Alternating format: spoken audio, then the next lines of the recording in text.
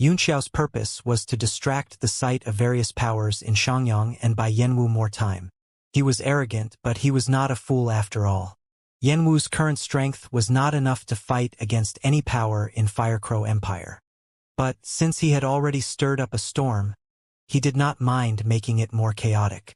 His action immediately entered the intelligence network of various major powers. Several of them sent chariots after him, but to no avail. Nevertheless, they were sure that his chariot was heading toward Skyfragrance Empire.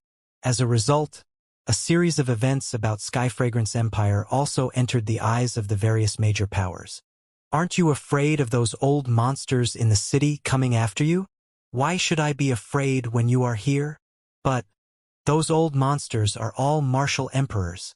You can hold them for me for a while, and with Tiger King's speed, it is more than enough for me to escape. Fuck! The chariot sped through the sky and soon entered the territory of Skyfragrance Empire. Of the 3 empires in the south of Heavenly Martial Realm, Skyfragrance was the strongest, and more than half of its warriors were in Qinghai. Although it was a town, Qinghai was actually larger than any ordinary city, with at least tens of millions of people. Its prosperity was indeed second to none in the empire. From afar, a large number of hover chariots could already be seen stopped over the town. It was a sight that could not be found in any other city. Most of them were blue wolves, but there were many Tiger Kings as well. There were also a few larger chariots hovering in the sky. An ancient, heavy artifact aura emanated from them, and a few huge arrays were carved on their surfaces, glowing faintly and magnificent to look at. They were none other than Blueluans, the 6th-tier hover chariots. Yunxiao was somewhat shocked. Although a 6th-tier chariot was just 1 tier higher than a 5th-tier one, the difference between them was like heaven and earth. To be more precise, a 6th-tier Blueluan chariot was already a warship-level existence. Even 6th-tier alchemists could not refine it alone, and it was only possible to be completed by the joined efforts of at least 5 6th-tier alchemists. But, in the southern part of Heavenly Martial Realm, which power had 5 or more 6th-tier alchemists. Even in the other 3 parts of the realm, 6th-tier warships were very rare. Hee. What an eye-opener, right boy? Duanyu burst with joy when he saw Yunxiao's shocked look. Since he knew the latter until now, Yunxiao had been so calm and composed, as if there was nothing that could concern him. He had long wanted to beat the other hard. An eye-opener? Yunxiao scoffed. I was just shocked by how crudely these 6th-tier warships are made. This is the first time I know a Blueluan warship can be made into such a rubbish standard. Duanyu was very angry. In the past, he did not like these warships either, and the main reason was that he did not have one. But now, he clearly stood on the other side of the fence. You know nothing, boy, he said fiercely. Do you know to whom the only 2 Blueluan warships here belong? The left one belongs to Thousand Cranes Court, and it is said that they obtained it from the Sea of Soul formation with an astronomical figure of primordial stones. You should know about the Thousand Cranes Court, right? Its status in Skyfragrance Empire is equivalent to that of Jutian sect in Firecrow. As for the one to the right, it is owned by the Constellation sect of the East. Have you heard of it before? Well, by looking at your ignorant face, I know you never heard of it. Let me tell you, the Constellation sect. Yunxiao sneered and interrupted him. Constellation sect mainly cultivates the Stormy Waves technique, which requires a large quantity of sea beast demon cores as supplements, so they have a high demand for sea beasts. No wonder they attach so much importance to Qinghai. But, according to what I know, their main strength is still concentrated in the Sky Abyss city of the East Sea, which is the place with the most abundant sea beasts in the Heavenly Martial Continent. And their sect leader, Lord Constellation, loves little girls who are 13 or 14 years old and must be virgins, and he cannot sleep if he doesn't fuck a few every day. For his unique hobby, Constellation sect had purposely constructed a palace to keep little girls. After the girl's virginity is taken away by Lord Constellation, those he likes will stay as serving ladies, and those he dislikes will be killed or released. So evil? He should be killed. Duanyu scolded dully. He did not know why Constellation sect needed sea beasts. He had never heard of Sky Abyss City, and no one had ever told him the name of their sect leader and his hobby. The only thing he knew about the sect was that it was very strong. After he was interrupted by Yuanxiao, he could not find a word to say, so he swallowed and said annoyingly, "I don't believe you know everything in this world." Yuanxiao laughed triumphantly and said, "There are a lot of things I don't know, but they are all beyond your comprehension.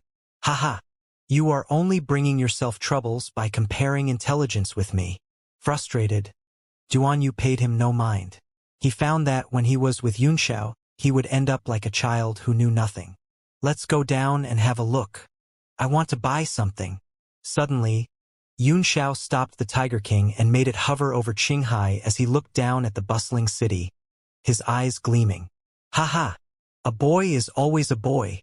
Duanyu burst into laughter as he finally got something on Yuanxiao, and he mocked, "You are indeed a village boy who has never seen the world before. Well, it's good to take a look at Qinghai so that you can tell your family what you saw when you get back." Yuanxiao ignored him and landed directly on a huge square. A lot of hover chariots were stopped here, which was a specific landing and takeoff area for them. Due to its unique marine resources, the once small town of Qinghai had gone through countless expansions, and its current size was not smaller than any city. Its streets were packed with warriors whose body emanated primordial chi waves, and over half of the Skyforgrant's armed forces were stationed here, maintaining the order. They had only taken a few steps when they ran into a patrol team of over 20 people. Yuanxiao was surprised to find that the leader was a martial king, and the weakest team members were great martial masters. What puzzled him even more was that there were numerous teams like this in Qinghai. It was a great shock to him, and he decided that Yanwu's future forces must be greater than that of Qinghai. After a brief tour of the town, he had a general idea of the situation here. Many trading companies and powers in the south depended on the marine resources in Qinghai to make a living, and even 3 of the 7 permanent members of the Commerce Alliance had set up their branches here. Myriad Treasure Store was one of them. Although its facade was not very conspicuous, no one dared to underestimate its existence, because it was not only the largest commerce organization in the heavenly martial continent, but also one of the superpowers. "Welcome, my distinguished guests. May I help you?" A beautiful girl with a curvy figure greeted them. On her exposed waist was hung a plate, which wrote 17. She looked at them with a sweet smile, and her eyes eventually rested on Duanyu. Inside, people were coming and going, and there were over 20 pretty girls in special uniforms. Most of them were serving customers while a few stood orderly in front of a counter, waiting for the next batch of customers. Duanyu pulled at Yuanxiao's arm and said hurriedly, "Boy, don't be fooled by its insignificant facade. Do you know what this symbol represents? It is the symbol of the #1 commerce organization on the continent, the Myriad Treasure Store, and those who can trade here are no ordinary. I want to see your top person in charge." After listening for a few words, Yuanxiao flicked Duanyu's hand away and gave him a disdainful look. Top person in charge? Yuanxiao's words stunned not only Duanyu but also the beautiful girl. When they came in, she had instinctively sensed Duanyu's extraordinary aura, so her question was directed at him. But now she began to study Yuanxiao. Myriad Treasure Store's branch here received many customers every day, but only once in a few months would a customer ask for the top person in charge upon stepping through the door, and most of them were sent by the top management to inspect the business. She could not help but reassess Yuanxiao's identity. Could the old man with extraordinary aura be this old man's servant? Meanwhile, Duanyu's face grew green. Although Myriad Treasure Store was running a business, it was also a superpower. If Yuanxiao was here to make trouble, they would be dead before they knew how they were killed. The girl was calm. After all, she had seen all kinds of customers. She immediately put away her casual look and replaced it with a serious but charming smile. "Young master, may I know what your business is with our branch manager? I have a business worth 1 million superior grade primordial stones for you." Yuanxiao glanced around and said with an indifferent tone, 1 million superior grade primordial stones. That startled the girl. Her face flickered with a hint of panic, but she looked mostly overjoyed. Hastily, she said, "Please come with me, young master. I will go and bring my branch manager to you." She led Yuanxiao and Duanyu up the stairs, and the rest of the girls all looked envious. They could get commissions from the orders made by the customers they served. If an order worth 1 million superior grade primordial stones were completed, the commission would be enough to let the girl retire early and comfortably. After bringing them to a luxury meeting room, the girl bowed and left hurriedly to inform the branch manager. Duan Yu was extremely nervous as he watched Yun Xiao admire the paintings on the walls. Hey, stop fooling around. Are you serious? If not, there's still time to run. Calm down. Of course, I'm serious. Otherwise, how many lives do you think I have to create trouble here? Yun Xiao gave him a contemptuous look. Only then did Duan Yu feel relieved. He had been in Qinghai for very long, and he naturally knew the horrors behind these powers. A few moments later, they heard a loud voice coming through the door. Welcome, my distinguished guests. Please pardon me for not coming to you sooner. An old man walked in with a big smile. The long robe he was clad in was the typical outfit for the Myriad Treasure Store's person in charge. The girl from before was following gingerly behind him. I'm Yu Kongshun, the manager of Myriad Treasure Store's Qinghai branch. May I know your names, please? Yu Kongshun briefly glanced at Duan Yu and subsequently rested his eyes on Yun Xiao.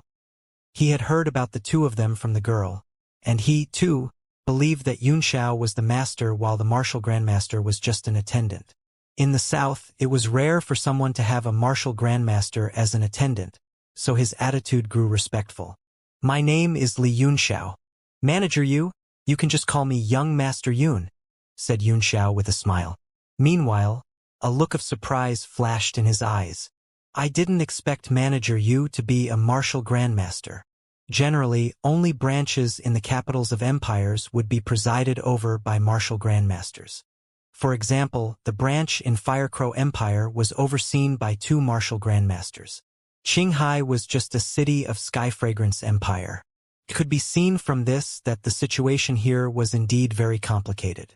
Yu Kongshun laughed and said quickly, It was a stroke of luck that I managed to become a 1-star martial grandmaster. But I guess I'll stop at this level for the rest of my life. Compared to this great man here, the difference between us is like that between candlelight and the sun. He could not figure out Duan Yu's cultivation base at all, but the hidden aura gave him an extremely dangerous feeling, which was at least stronger than his. Xiaoya, go and bring me the best tea in my collection. Be quick about it. The girl bowed and left the room, soon returning with a tea set. Please try my 1,000-year-old deep-sea black tea. It is harvested in the deep sea thousands of miles into the South Sea and cannot be purchased with gold coins, but only primordial stones. However, it is always in short supply. Yu Kongshun had a proud look on his face. If it were not for Yun Xiao's seemingly prestigious status, he would not have taken out such a precious tea to entertain them. Xiaoya handed them teacups with the tea she had brewed. While smiling, Yun Xiao took a sip, and his eyes lit up instantly as he praised, Tisk, TSK. It's been years since I tasted such an excellent tea. Qinghai is indeed a fertile land, and Manager Yu, you really know how to enjoy life. Yu Kongshun just smiled and lightly blew at his tea. To fight for the position of branch manager, he had spent a lot, but he had already made it all back over the years. You're flattering me, young Master Yun. Guarding this land free from corruption and working hard every day is no enjoyment, to be honest. Well, may I know what business young Master Yun wishes to talk about? Is it really worth 1 million superior grade primordial stones? Although Qinghai was rich in products and large transactions often took place, it was extremely rare to find one that was worth 1 million superior grade primordial stones. Yun Xiao chuckled as he put down his teacup and said leisurely, It's nothing special. I just want to borrow a batch of things that are worth 1 million superior grade primordial stones from Myriad Treasure Store. A dead silence fell over the room. Clang. The teapot's lid in Xiaoya's hand fell to the ground and shattered into pieces. Puke. Puke. Both Yu Kongshun and Duan Yu spewed out the tea in their mouths at the same time before they began to cough violently. Their faces red as they kept pounding at their own chests. Bang! In the next instant, Yu Kongshun's face turned blue with rage, and he slammed a fist on the table. His eyes grew cold as he said, Young Master Yun, how humorous you are. Duan Yu was completely struck dumb. So, the business worth 1 million turns out to be borrowing 1 million from others? As soon as Yu Kongshuan's voice faded away, some auras could be clearly sensed stirring outside. At least dozens of people had surrounded the room, and a faint murderous aura began to spread in the air. As the saying went, there were 4 tragedies in life, one of which was to meet an old friend in another place who wanted to borrow money from you. Even friends would fall out when it came to borrowing money, let alone strangers. Duan Yu was very angry. I should not have believed this cunning boy. He doesn't look like he has a business to talk at all. I'm in trouble this time because of him. Haha. You are too impatient, manager you. Sit down and talk slowly, and don't let such an excellent tea cool down. It will be a waste. Yun Xiao drank the tea alone like nobody was watching. After pausing for a moment, Xiaoya hastily put away the broken lid and replaced it with a brand new one. Her eyes were filled with deep bitterness, because even she could see that her commission going up in smoke. Yu Kongshuan's face was flickering. He seems to be emboldened. Could he be sent by some power to deliberately cause trouble here? But it's unlikely, because if he were here to cause trouble only, he wouldn't need to mess around like this. He swallowed his anger and slowly sat down, but his attitude was no longer as warm as before. In a cold voice he said, "Your words are too deep, young Master Yun. Please make it plain to me. Myriad Treasure's store is wealthy, but my ability is limited. If you want to borrow less than 100, I can personally donate that to you. As for the figure you mentioned, I'll take it as a joke." "I'm not kidding," Yun Xiao said with a faint smile in his eyes. Yu Kongshuan's face turned cold again, and his eyes burned with rage. At the sight of that, Duan Yu felt his head reel. He began to quickly calculate the strength of the surrounding experts, and had decided that once the situation turned bad, he would flee by force. Meanwhile, Yun Xiao took out a medallion from his ring and threw it over. "How much can I borrow with the credibility of this medallion?" An exquisite small golden medallion spun on the table, its surface carved with complicated patterns that glowed faintly and magnificently. It was the honored guest card Yin Zhaoyang gave him. Yu Kongshuan's pupils constricted. He picked up the gold medallion and examined it for a while. It was genuine. The medallion definitely represented a distinguished guest of Myriad Treasure's store, and its grade was above his authority. Only then did he show a shocked look and returned it to Yun Xiao with both hands. "It turns out that young Master Yun is a first-grade distinguished guest of Myriad Treasure's store. Why didn't you tell me earlier? You made me nervous for nothing." Yu Kongshuan's face relaxed in an instant, becoming extremely kind, and he said with a warm tone as if Yun Xiao were his old friend, "This is the proof of a first-grade distinguished guest, and with it, one can enjoy a great discount at any of Myriad Treasure Store's branches. But as for borrowing money," he paused a moment and said reluctantly, "there has never been a precedent. Those who could become Myriad Treasure Store's first-grade distinguished guests were either experts who reigned over a region or the leaders of great powers, and they would never borrow money. In the south, there were less than 10 medallions of this grade. Yu Kongshan knew that even he was not qualified to issue it." Duan Yu's eyes grew wide with shock. Although he did not know what the medallion represented, he immediately understood that it was something extraordinary when he saw how fast Yu Kongshan changed his expression and switched his attitude. He cursed angrily in his heart. Fuck! Since he has such a good thing, why didn't he take it out earlier? Was he purposely making fun of me? A first-grade distinguished guests of Myriad Treasure's store. Damn it! Who exactly is this boy? When he heard that Yun Xiao was a first-grade distinguished guest, he thought he was the best distinguished guest. It was only a trick Myriad Treasure store played with the classification, which made the cardholders think their cards were superior. Yun Xiao knew there were at least 4 more grades above the so-called first grade. The topmost grade was only a small wooden medallion, and the holders were called Supreme Grade Distinguished Guests. There were less than 5 of them in the whole heavenly martial continent. In his previous life, although he did not have a Supreme card, he had a Jade card, which was 1 grade lower and extremely rare as well. Yun Xiao spun the golden medallion over his fingertip expressionlessly. After toying with it for a while, he sighed and said, "If that is the case, I'll not trouble manager you. I think my only option is to sell this golden medallion out there and see how much can I get. I reckon it can be sold for at least hundreds of thousands of superior-grade primordial stone. That immediately startled Yu Kongshun and turned his face green. He knew every grade of Myriad Treasure Store's distinguished guest card was extremely exalted, and unless a person had a matching title and status, or had done a great deed to Myriad Treasure Store, it would not be easily issued. Myriad Treasure Store's distinguished guest cards were divided into 8 grades, namely the upper 4 cards and the lower 4 cards. A 4th grade card was the bottom of the lower 4 cards, and a 1st grade one was the top. Even he was only eligible to issue 3rd grade cards, and his quota was just 1. The upper 4 cards were red cards, black cards, jade cards, and supreme cards, and he had never seen them before. In the whole South, there were less than 5 upper 4 cards, and they were all red cards. Therefore, a 1st grade card was already a supreme existence in the South. If it were taken out to be sold, it would definitely make people fight each other crazily to buy it. A 1st-tier card could enjoy a 30% discount at any of the Myriad Treasure Store's branches. If it were bought by another trading company and used to cause trouble everywhere, the price of goods in the whole South would be messed up. By that time, it would be real chaos, and it would definitely arouse the wrath of the upper management. If they send investigators to find out who is responsible for this, I wonder would I be implicated?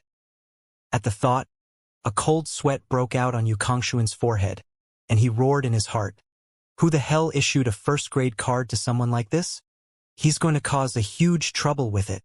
When Yun Xiao saw his nervous look, he laughed and said, "Why don't you buy it, manager you? I can sell it to you at a cheaper price." No, no, no.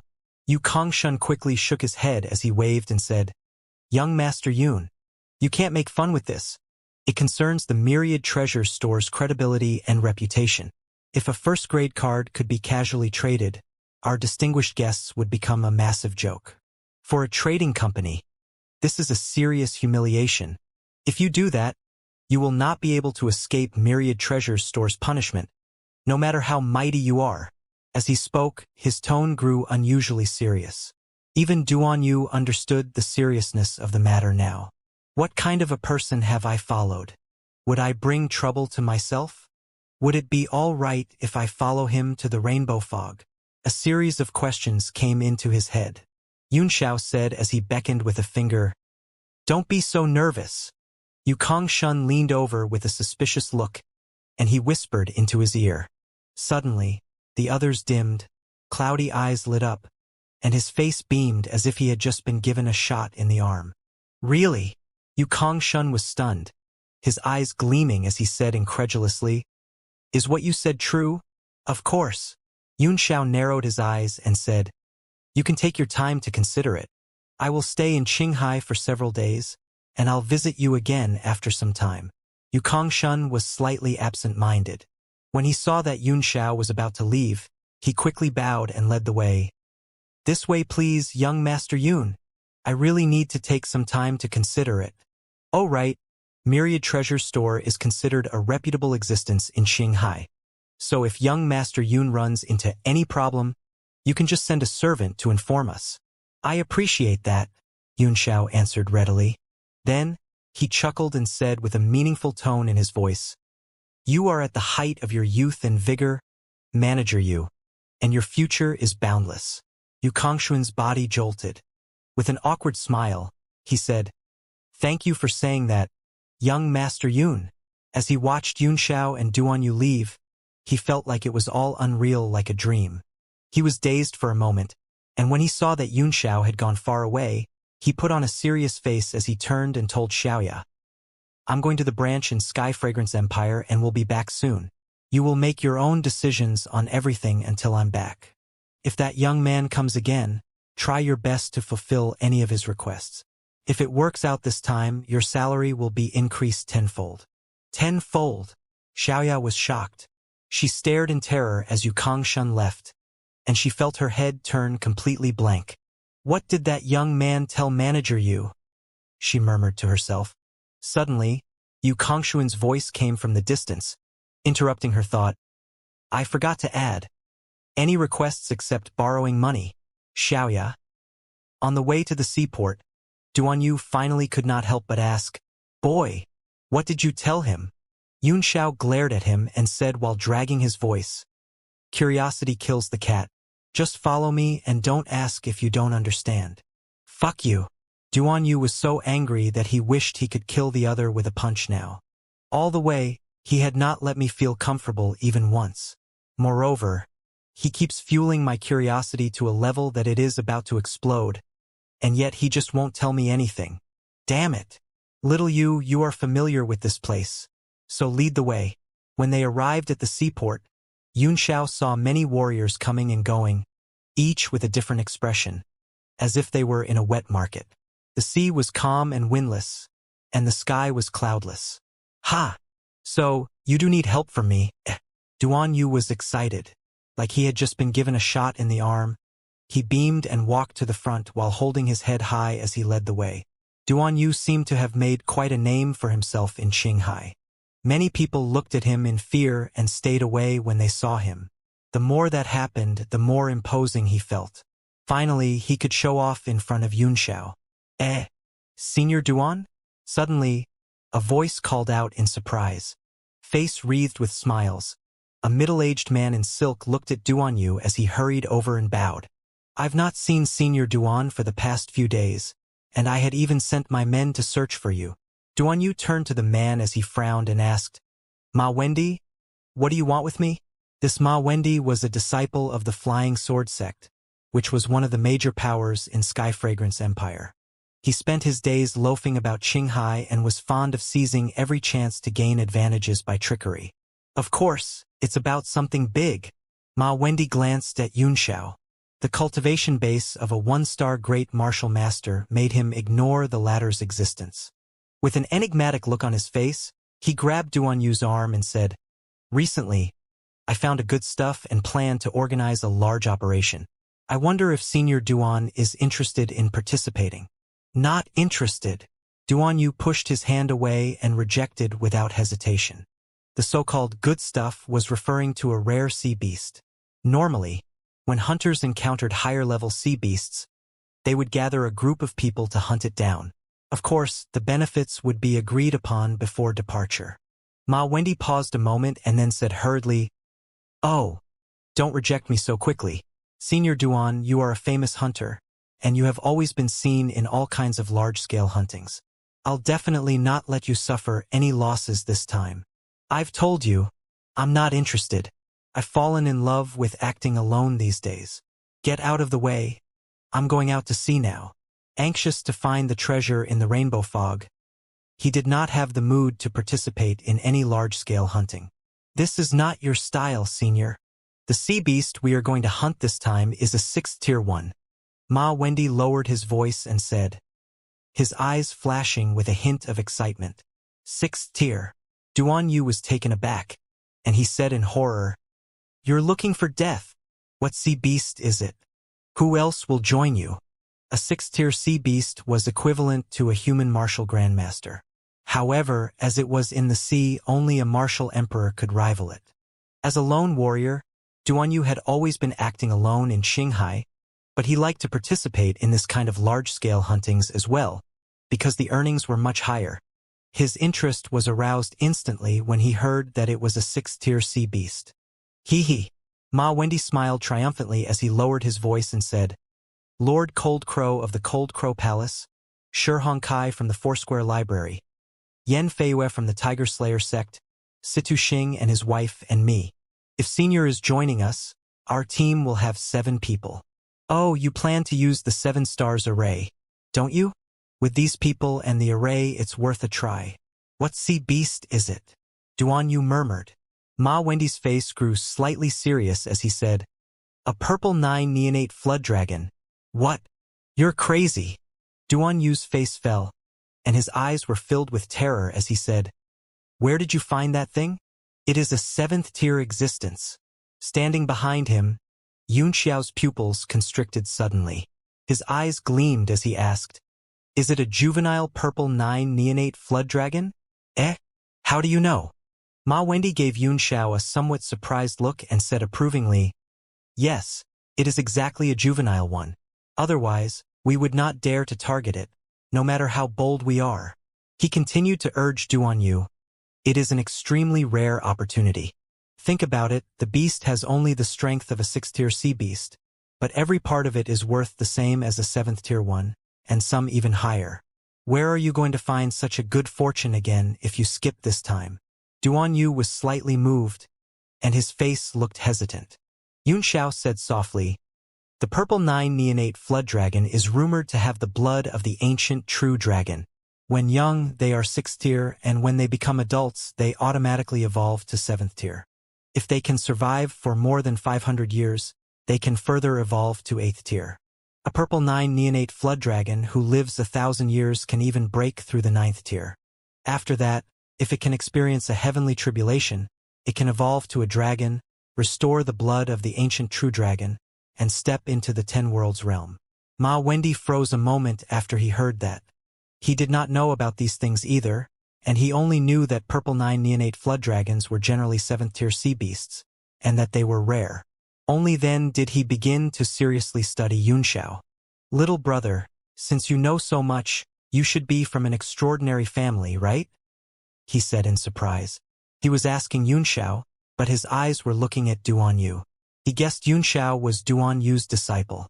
I don't know anything about his family, you ask him yourself, said Duanyu grumpily. Ma Wendy was taken aback. He gave Yunxiao another surprised look, and then paid him no more mind. Instead, he said enthusiastically to Duanyu, Senior, do you want to join us this time? Duanyu was tempted. A purple 9 neonate flood dragon was so rare that if he skipped it this time, he might not come across another one in his life, let alone a juvenile 6th tier one. He turned around and gave Yunxiao a look, asking his opinion with eyes. The detail was caught by Ma Wendy, and that startled him instantly and filled his eyes with suspicion. The blood of a purple 9 neonate flood dragon is poisonous, which is exactly what I need, said Yunxiao lightly. But how will the loots be split after it is killed? Ma Wendy glanced at Duanyu and saw the inquiring look on his face, so he held back the suspicion in his heart and said, the loots will be split into 8 shares. I'll take 2 shares and each of you will take 1. Also, I will pay everyone 50,000 superior grade primordial stones. What do you think, Senior? The method was relatively common. Usually, the organizer could get an extra share and would compensate the other participants with some primordial stones. The split would be carried out by the organizer, but he would be the last to take to guarantee the fairness of the split. As for the order of picking the shares, some did it based on contribution, and some based on the level of cultivation base. Most were done with the latter. In any case, as long as the organizer was the last to take, nobody would have any objections. Yunxiao asked concernedly, I wonder where do you rank among these people with your strength, Sir Duan? Duanyu gave a cold snort and said proudly, apart from that Lord Coldcrow, who is about as strong as me, the rest of them, humph, I've never taken them seriously. Yunxiao said joyfully, if that is the case, we can participate. Our matter depends on luck anyway, so we are not in a hurry.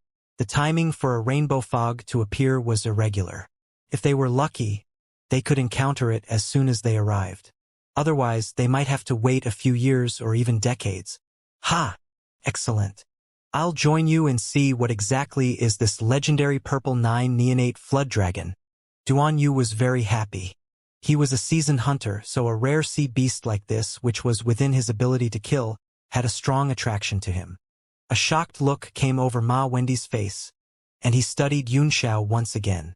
Duanyu was a famous martial grandmaster, and many powers had failed to recruit him. But he obeyed a young man now. If Yunxiao were not his disciple, could he be his illegitimate son? He is so young, but he is already a 1-star great martial master. It's very likely that he's Senior Duan's illegitimate son. Ma Wendy decided in his heart. At the same time, he was overjoyed. Duanyu had always been a loner. He did things according to his own preferences, and it was very hard to invite him without great benefits. But, since he had an illegitimate son now, it would be much simpler to get his help through this young man. A lad was always easier to control, since he had not experienced too much. Excellent. Please come with me, Senior. The others have been waiting for a long time. Initially, I thought if I can't find you, I'll just replace you with a random martial grandmaster. But we were fated to meet, I must say. Ma Wendy made a gesture and looked delighted. Duan Yu showed a satisfied smile, as if he very enjoyed the feeling of showing off in front of Yunxiao. Perhaps he had been suppressed for too long. The three of them ran quickly toward somewhere at the seaport. Soon, an exquisitely and luxuriously decorated Tiger King chariot could be seen hovering in midair, its surface carved with a huge flying sword, which was the symbol of the Flying Sword sect. They leaped into the air and turned into 3 beams of light, flying directly into the chariot. Meanwhile, Ma Wendy shouted in a booming voice, "It's time to go to sea!" At Ma Wendy's shout, the huge chariot began to move slowly, heading toward the sea. The water stretched as far as the eye could see, with many hover chariots scattered above it, all of which were venturing out to hunt. "Please come inside. Everyone is waiting for us." While smiling, Ma Wendy brought both of them into the cabin of the Tiger King chariot, where they were instantly greeted by several sharp gazes. The interior of the cabin was spacious and luxuriously decorated. The floor was covered with a large skin of an unknown sea beast, which felt soft and comfortable to step on. In the center of the cabin was a large round table, on top of which were placed many delicate dishes, including spirit fruits that emanated faint waves of spirit qi. Several people sat around the table, and their eyes rested on the 3 latecomers. "Old freak Duan, I thought you were swallowed by a sea monster," a skinny old man said expressionlessly. He had a strange hairstyle and was smoking from a long-stemmed pipe. "Ha ha!" Duan Yu laughed. "Old freak Cold Crow, who is the one swallowed by an iron frog when he was hunting it? I thought you had been digested and excreted. Ha ha ha!" He swaggered over and pulled out 2 chairs before sitting down on one himself and signaling Yunxiao to sit on the other one. His gesture immediately caught everyone's attention, and they all studied the latter with surprised glances. When they found that he was only a 15-year-old 1-star great martial master, they did not pay him too much attention, even though they were shocked by his extraordinary gift, and they guessed he was just Duan Yu's disciple. "Old freak Duan, you're looking for death." Lord Coldcrow's eyes gleamed coldly. His hand clutched tightly at his pipe as rings of primordial qi spread out with the smoke. After he was swallowed by the iron frog, which was a 6th-tier sea monster, he had almost become a laughingstock for everyone. However, as people were afraid of his prowess, no one dared to laugh in his face. Nonetheless, the incident was a thorn in his heart. Duan Yu was not afraid of him, so he naturally did not have the taboo. "We know each other like the back of our hands," he sneered. "You can't beat me, and I can't beat you either, so stop putting on airs in front of me." That gave Lord Coldcrow a pause. Knowing that he had asked for the snub himself, he stopped saying anything and just smoked his pipe, blowing rings of smoke into the air. Yunxiao's nose twitched slightly, and then a smile brushed his lips. He knew the old man was not smoking ordinary tobacco, but a very precious spirit herb that was of great benefit to body and cultivation base. "Let me introduce you. These are all prominent figures in Qinghai, and they are all martial grandmasters." Duan Yu began to introduce each of these people to Yunxiao. Knowing their relationship, Ma Wendy smiled and did not say a word, but moved himself a chair and sat to the side. The old man who smoked was Lord Coldcrow. He liked to be called Venerable Master Coldcrow, but everyone called him Old Freak Coldcrow behind his back. The middle-aged man sitting beside him, who was dressed like a scholar with a headscarf, was Shi Hongkai of the Foursquare Library. As a sect specialized in cultivating righteous energy of Confucianism, Foursquare Library's disciples all dressed like scholars. The young man whose body was flashing with a red glow was Yen Feiyue from the Tiger Slayer sect. His strange skin color was caused by the cultivation technique he practiced. There was also a couple who looked to be in their 20s. The man was clad in a white brocade robe, looking fresh and elegant, while the woman was dressed in a gold-threaded gauze dress, looking petite, lovely, and charming. They were Situ Xing and his wife, Tang Xiaoqiao. Both of them were well-known martial grandmasters in Qinghai who had been famous for a long time. They liked to dress up in their 20s, but in fact they were old freaks in their 80s or 90s. Martial grandmasters' lifespans were far greater than that of common people, and it was very normal for them to live up to 300 years. Those who were in their 80s or 90s were considered young among martial grandmasters. "Greetings, everyone. I've heard a lot about you." Xianxia greeted them courteously. Apart from Lord Coldcrow, who snorted coldly, the rest of them returned the greetings. After all, he was old freak Duan's disciple, so it was not appropriate for them to just brush him off. Duan Yu laughed in his heart as he watched Xianxia talking nonsense with a serious face. He was sure that the latter had never heard of any of their names. At that moment, his childishness came back to him, and he mocked, trying to make things difficult for him. "Oh? You've heard a lot about them? Can you tell me something about this Xianxia from the Foursquare Library?" At that question, everyone looked at Xianxia curiously. Xianxia was slightly taken aback. He did not expect Duan Yu would make things difficult for him like this. He cursed him in his heart, but on the outside, he smiled and said, "Rumor has it that Lord Shi is not only gentle and knowledgeable, but also has cultivated his righteous technique to the 7th tier, which, when aided by his metal element martial techniques, makes him almost invincible in the South Sea." His words were very tactful and applicable to anyone. As for the 7th tier righteous technique and the metal element martial techniques, he judged that from Xianxia's primordial chi fluctuation and the faint layer of golden glow on the skin of his hands. That stunned Duan Yu instantly. Xianxia did cultivate metal element martial techniques, and he should have cultivated his righteous technique to the 7th tier as well, judging from the shocked look on his face. Fuck! How did this lad know about that? Had he really heard their names before? No, how's that possible? Even I don't know to what tier Xianxia's righteous technique has reached. After all, Confucianism cultivation techniques were rare, and there were only a few who cultivated them.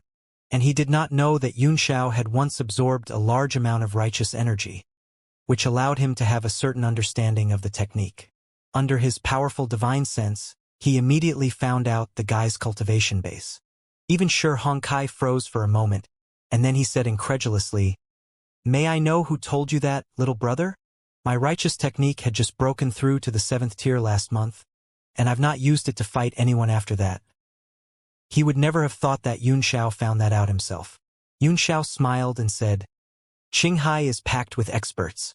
Perhaps some seniors or experts found that by accident and told others." Xianxia frowned at that. The explanation, although somewhat far-fetched, seemed to be the only possible one. There were too few people cultivating the righteous technique, so those who could tell his cultivation base were by no means ordinary people. Perhaps it was really some experts who accidentally discovered it and told others. For a moment, the people in the cabin all fell silent. Although they were mighty martial grandmasters, they were still extremely fearful in the face of some higher figures. The stronger they became, the more they found themselves insignificant and felt the endlessness and unfathomable of martial arts. Among them, the most depressed person was Duan Yu. He wanted to give Xianxia a hard time, but he did not expect the latter to solve it just like that. "Let's drop that subject. Ma Wendy, where is the purple 9 neonate flood dragon? Show us on the marine map."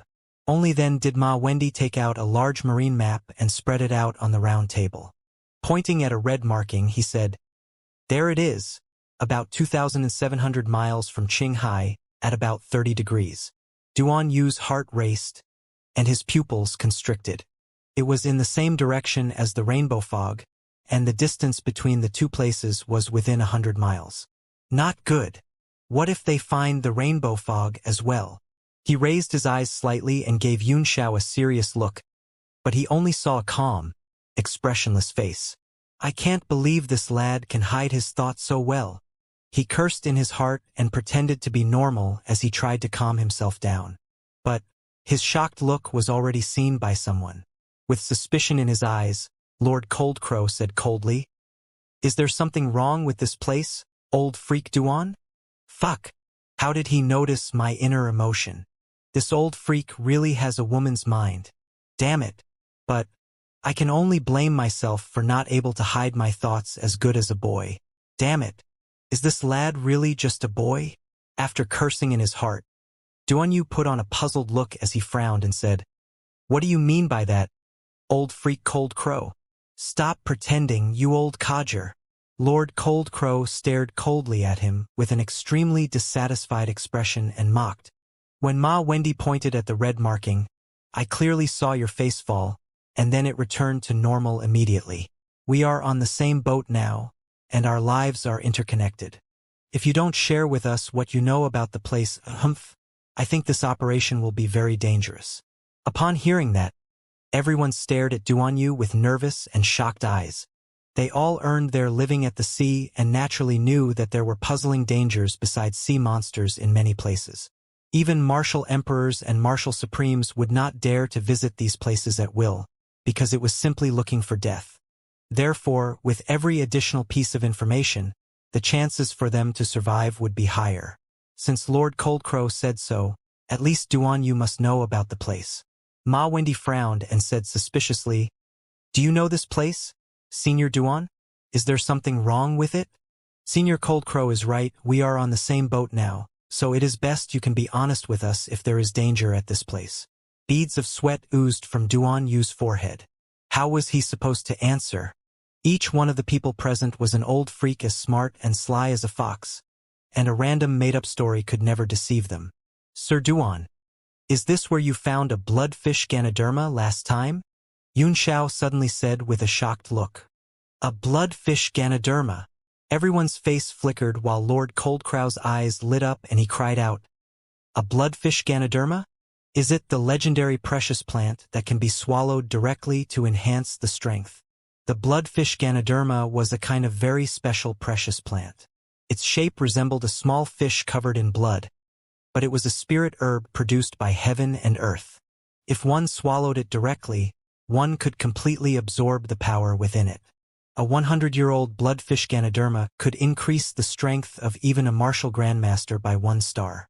At the level of martial grandmaster, it was very difficult to advance even just 1 star.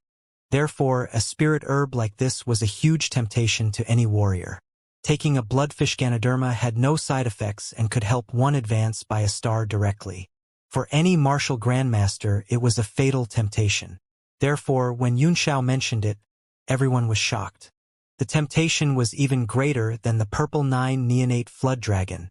Duanyu breathed a heavy sigh of relief in his heart as he thought, "Fortunately, this lad is witty." But on second thought, he realized that he was worse than a boy, and that put a depressed look on his face. The change in his expression made everyone think that he had admitted it. He sighed, and his eyes seemed to flicker with memory as he said with a heavy tone, "7 of us went out to sea to get this bloodfish Ganoderma, but I'm the only one who returned." Everyone's face fell in an instant. Although more than 7 people went to the sea this time, only 7 people were arranged to strike. Was this an ill omen? Lord Coldcrow's eyes gleamed with doubt as he said dubiously, "Old freak Duan, you were a 7 stars martial grandmaster when I met you, and you still are. If you really found a bloodfish Ganoderma, why didn't you take it?" His question gave everyone a pause, and they began to doubt it as well. No matter how valuable a bloodfish Ganoderma was, no one would sell it, because it was a treasure that could make a martial grandmaster advance by a star. At that moment, Duanyu looked at Yun Xiao with a warmth in his eyes and said, "It's all because of this lad. I had given him the bloodfish Ganoderma." "What?" Everyone was shocked. Tang Xiao snorted coldly and said, "Old Duan, don't be ridiculous. With this lad's cultivation base, if he really swallowed a bloodfish Ganoderma, its power would have blown his dantian apart and killed him. Why is he still standing here, alive and kicking?" "I," Situ Xing said in a cold voice. "And who is this lad to you? Why would you give him a bloodfish Ganoderma?" Duanyu roared with laughter in his heart. "See how I fix you this time." With an affectionate look on his face, he caressed Yun Xiao's head like an amiable senior and said gently, "Stop guessing my relationship with him. In short, I divided the bloodfish Ganoderma into more than 1,000 portions and gave him 1 portion every day. Otherwise, how is it possible for a 15-year-old lad like him to become a great martial master? TSK. TSK. Which one of you can find such an outstanding disciple? When he saw Yunxiao's face stiffen with anger, he laughed so hard in his heart that he could hardly contain it, but he still forced it down and maintained his amiable face. A 15-year-old great martial master. The crowd fell silent. Apart from those superpowers, it was true that not many sects could cultivate such an outstanding disciple. Ma Wendy's eyes flickered. He had previously identified Yunxiao as Duanyu's illegitimate son, and he further confirmed that after hearing what Duanyu just said. Otherwise, who would give up a bloodfish Ganoderma to improve the strength of others? Everyone thought the same.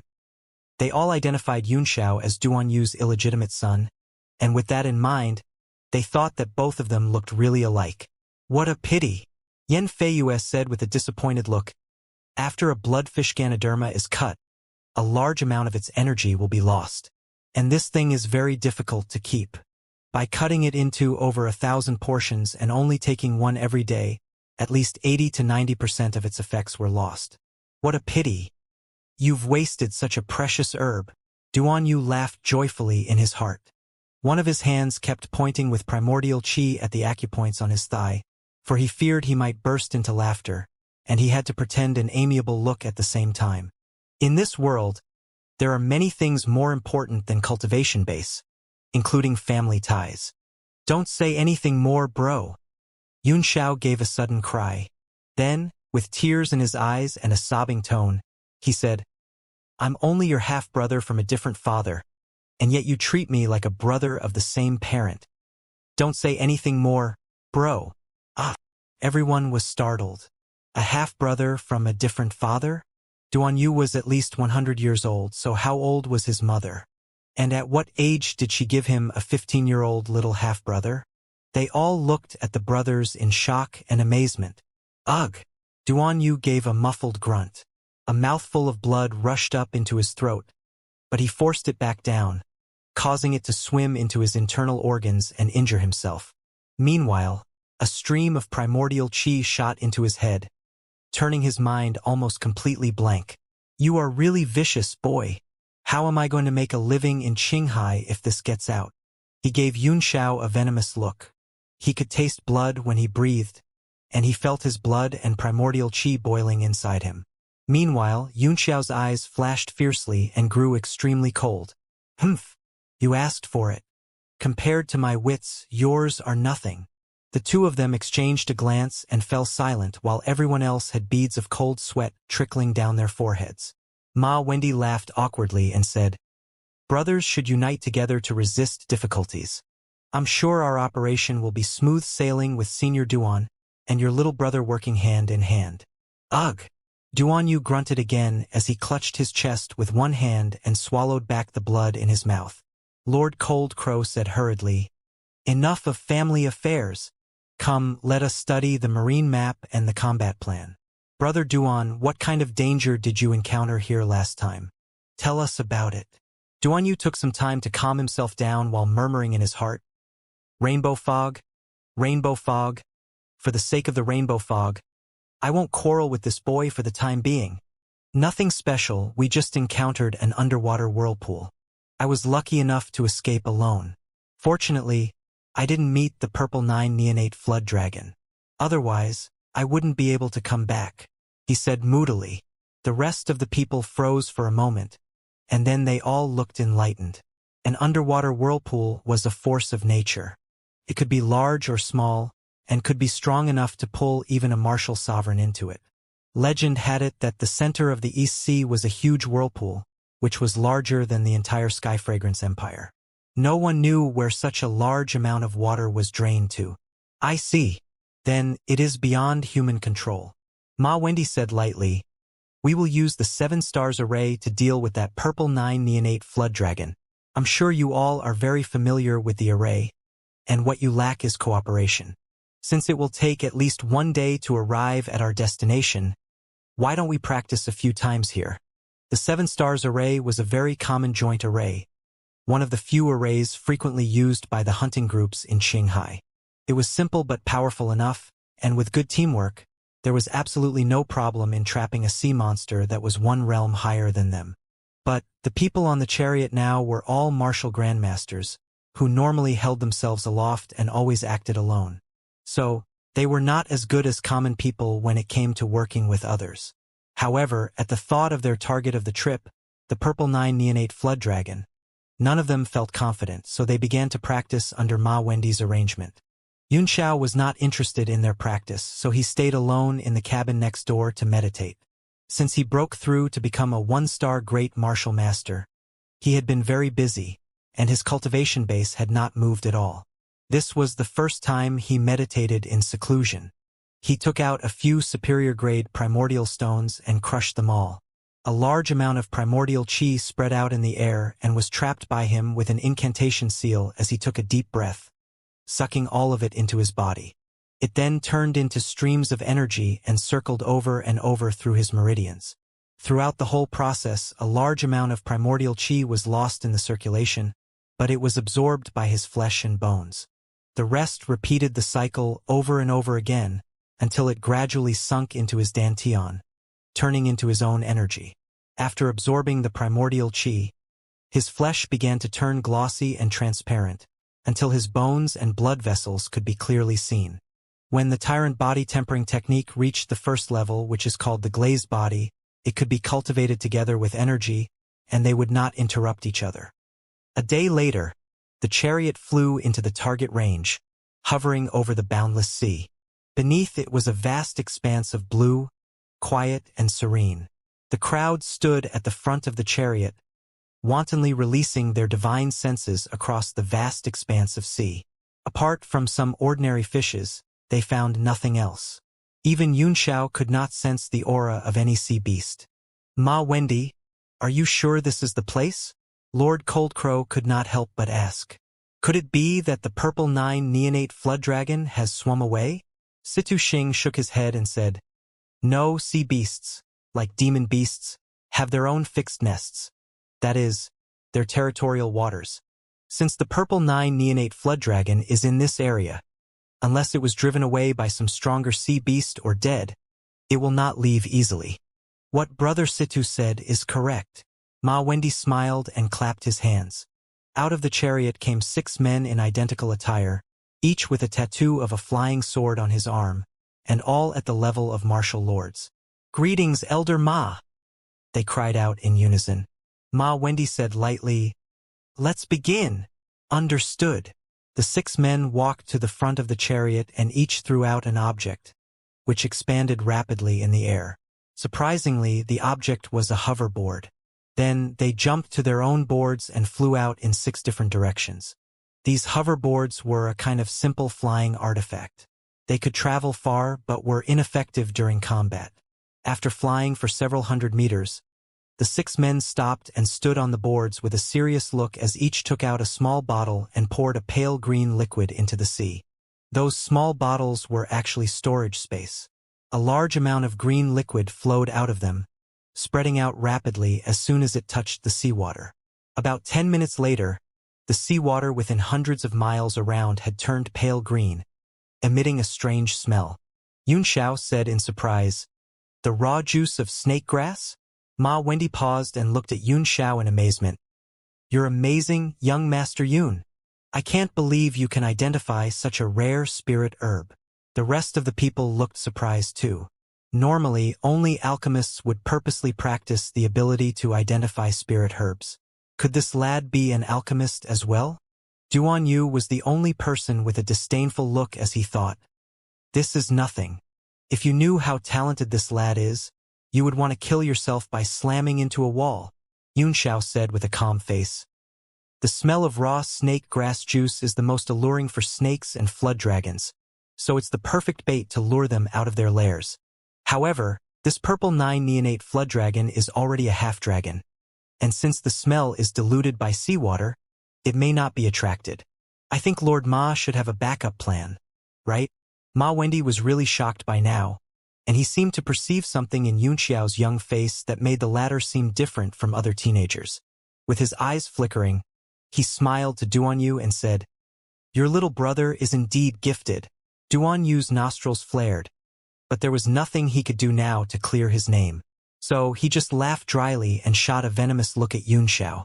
Meanwhile, the 6 disciples of Flying Sword Sect, who stood separately in the distance, threw away the small bottles in their hands, and began to perform incantation gestures. Dark incantation seals kept flying out of their fingertips, and they were soon enveloped by light masses and became blurred. As the light masses grew larger and larger, several light beams shot out of them and connected them together, forming a huge six-pointed star. Then, strange tadpole-like characters emerged around the huge star and fell into the sea. The crowd looked astonished. Obviously, it was the first time they saw this kind of an array, and they thought that Flying Sword Sect was indeed a large sect with extraordinary strength. Ma Wendy saw everyone's expression, and he felt a pang of satisfaction.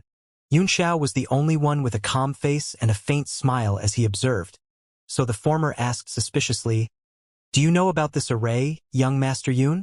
The smile on the corners of Yunxiao's mouth remained unchanged, preventing others from learning his thoughts. "I don't know. Can you please explain it to me, Lord Ma?" Ma Wendy smiled and said proudly, "This is an array handed down from the ancient times in Flying Sword Sect, which can detect all kinds of life aura within a radius of thousands of miles. We call it the Cloud Array. As long as the Purple 9 Neonate Flood Dragon is still here, it will not escape its detection. Handed down from the ancient times, my ass. This is one of the rudimentary arrays in the 800 Tao of Array. Fuck. You can fool these bumpkins, but not me." Yun Xiao cursed in his heart. In those years, for the purpose of seeking stronger Tao of alchemy, he, as a 9th-tier alchemist, had once consulted Martial Sovereign Throne, Teng Guang, about the Tao of Array. They chatted for 7 days and both benefited greatly from each other. There were 12 rudimentary arrays in Teng Guang's 800 Tao of Array, and this cloud array was one of them. The reason he told Ma Wendy that he did not know about it was that he did not want to attract too much attention. The rest of the people were silent and deep in thought as they watched the grand array in operation. The strength of a sect was reflected in its comprehensive strength, and their sects were obviously inferior to the Flying Sword Sect.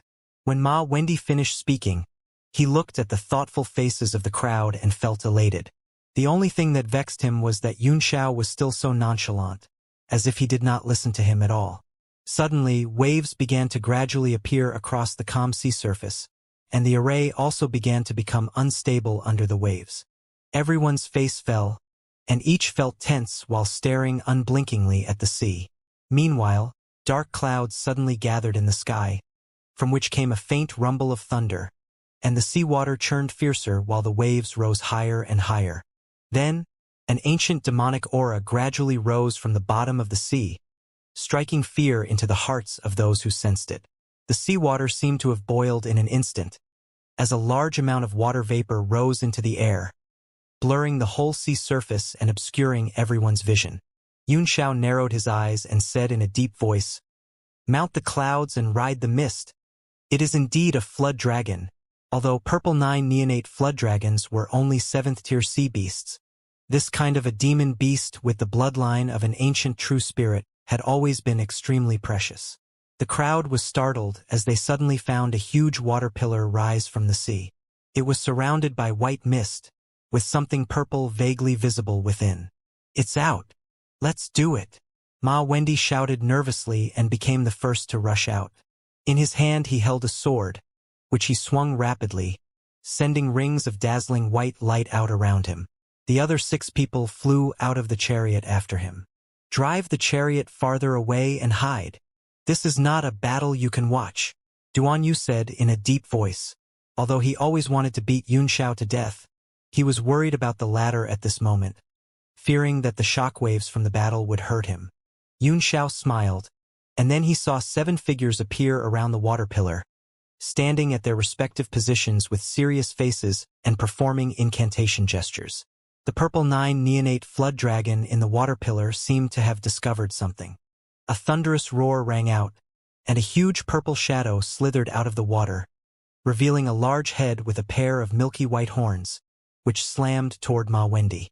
Taken aback, Ma Wendy hastened the movement of his hands and brought down his sword in a wild slash, sending out a sword beam that was as bright as the sun. Facing it, there was a hint of disdain in the flood dragon's huge eyes.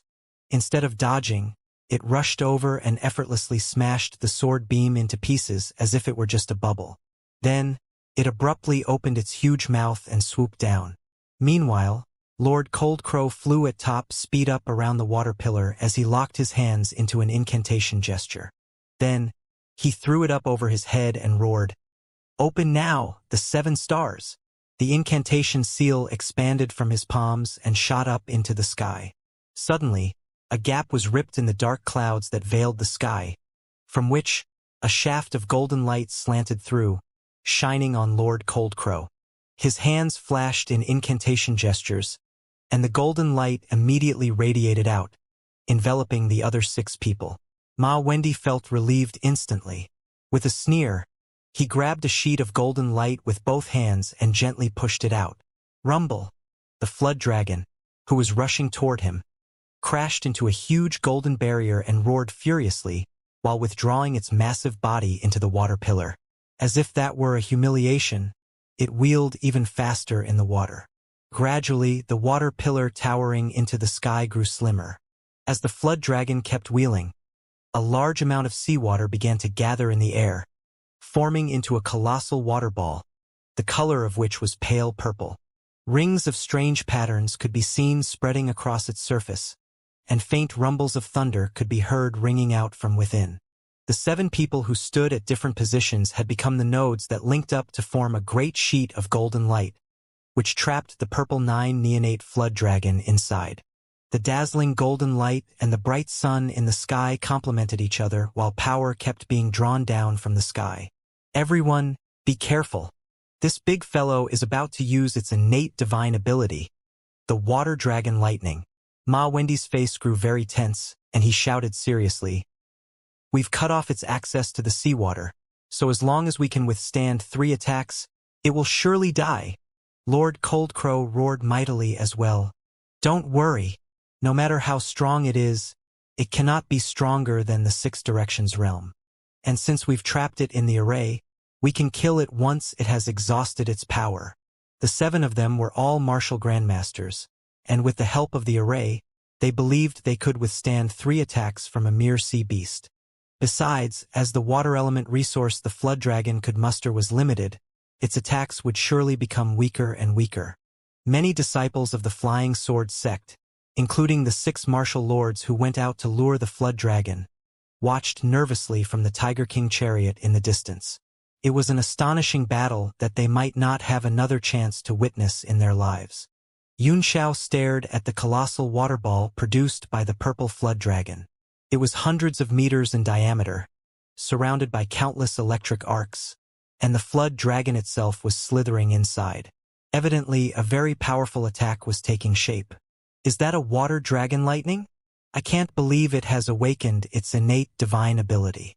If it survives this time, it should be able to make a breakthrough to the 7th tier. Can they withstand it? Yunxiao frowned. He did not feel confident, and he thought it would not be so easy. It's coming. Be careful. Duan Yu's pupils constricted suddenly, and all his blood vessels expanded in an instant as a terrible aura pervaded the array. Even before the attack approached, the array had begun to wobble. What's going on? Hold on, everyone. We can't afford to be thrown into confusion. Ma Wendy screamed in shock. The strength of Purple 9 neonate flood dragon's attack was beyond his imagination. All of a sudden, the colossal water ball, which was hundreds of meters at its widest part, exploded, filling the whole array with the dazzling light of purple and blue hues. Shockingly, countless streams of blue seawater condensed into numerous water dragons, rushing out in all directions under the flash of purple lightning. Roar! Meanwhile, the purple lightning gathered around the flood dragon as it soared into the sky and then swooped down toward Lord Coldcrow, who led the formation of the array. All of them gaped and felt chills rush up from the soles of their feet to their backs. The overwhelming attack of water, lightning, and dragons was an extremely shocking visual impact. Trembling with fear, they desperately poured primordial chi into their hands, draining the golden sunlight as much and as fast as they could to strengthen the array's defense. Lord Coldcrow's face turned ashen as he frantically performed incantation gestures with both hands, throwing out one incantation seal after another, and causing the sun in the sky to burst into greater golden light, which sprinkled down like rain. The whole sea flashed with a golden light, which was pierced by purple and blue. The attacks transformed from the countless water dragons thrust into the golden light, devouring the golden sunlight inch by inch, while the purple flood dragon itself crashed into Lord Coldcrow with the power of lightning. Rumble! The whole sky turned into a chaotic mixture of various lights. The people on the Tiger King chariot in the distance were seized with panic. They widened their eyes, trying to have a better look at the situation, but what they saw was only a blur. One of the flying sword sect's disciples swallowed hard, and then he suddenly cried out in shock. Where did Senior Duan's little brother go? Another disciple also recovered slightly from the shock. He glanced around and snorted coldly as he said, "How could he run about in such a dangerous place? Does he think he is a martial grandmaster? Leave him alone. It's none of our business even if he falls into the sea and dies." All kinds of violent auras pervaded the air filled with rocking water vapor. The array had been destroyed.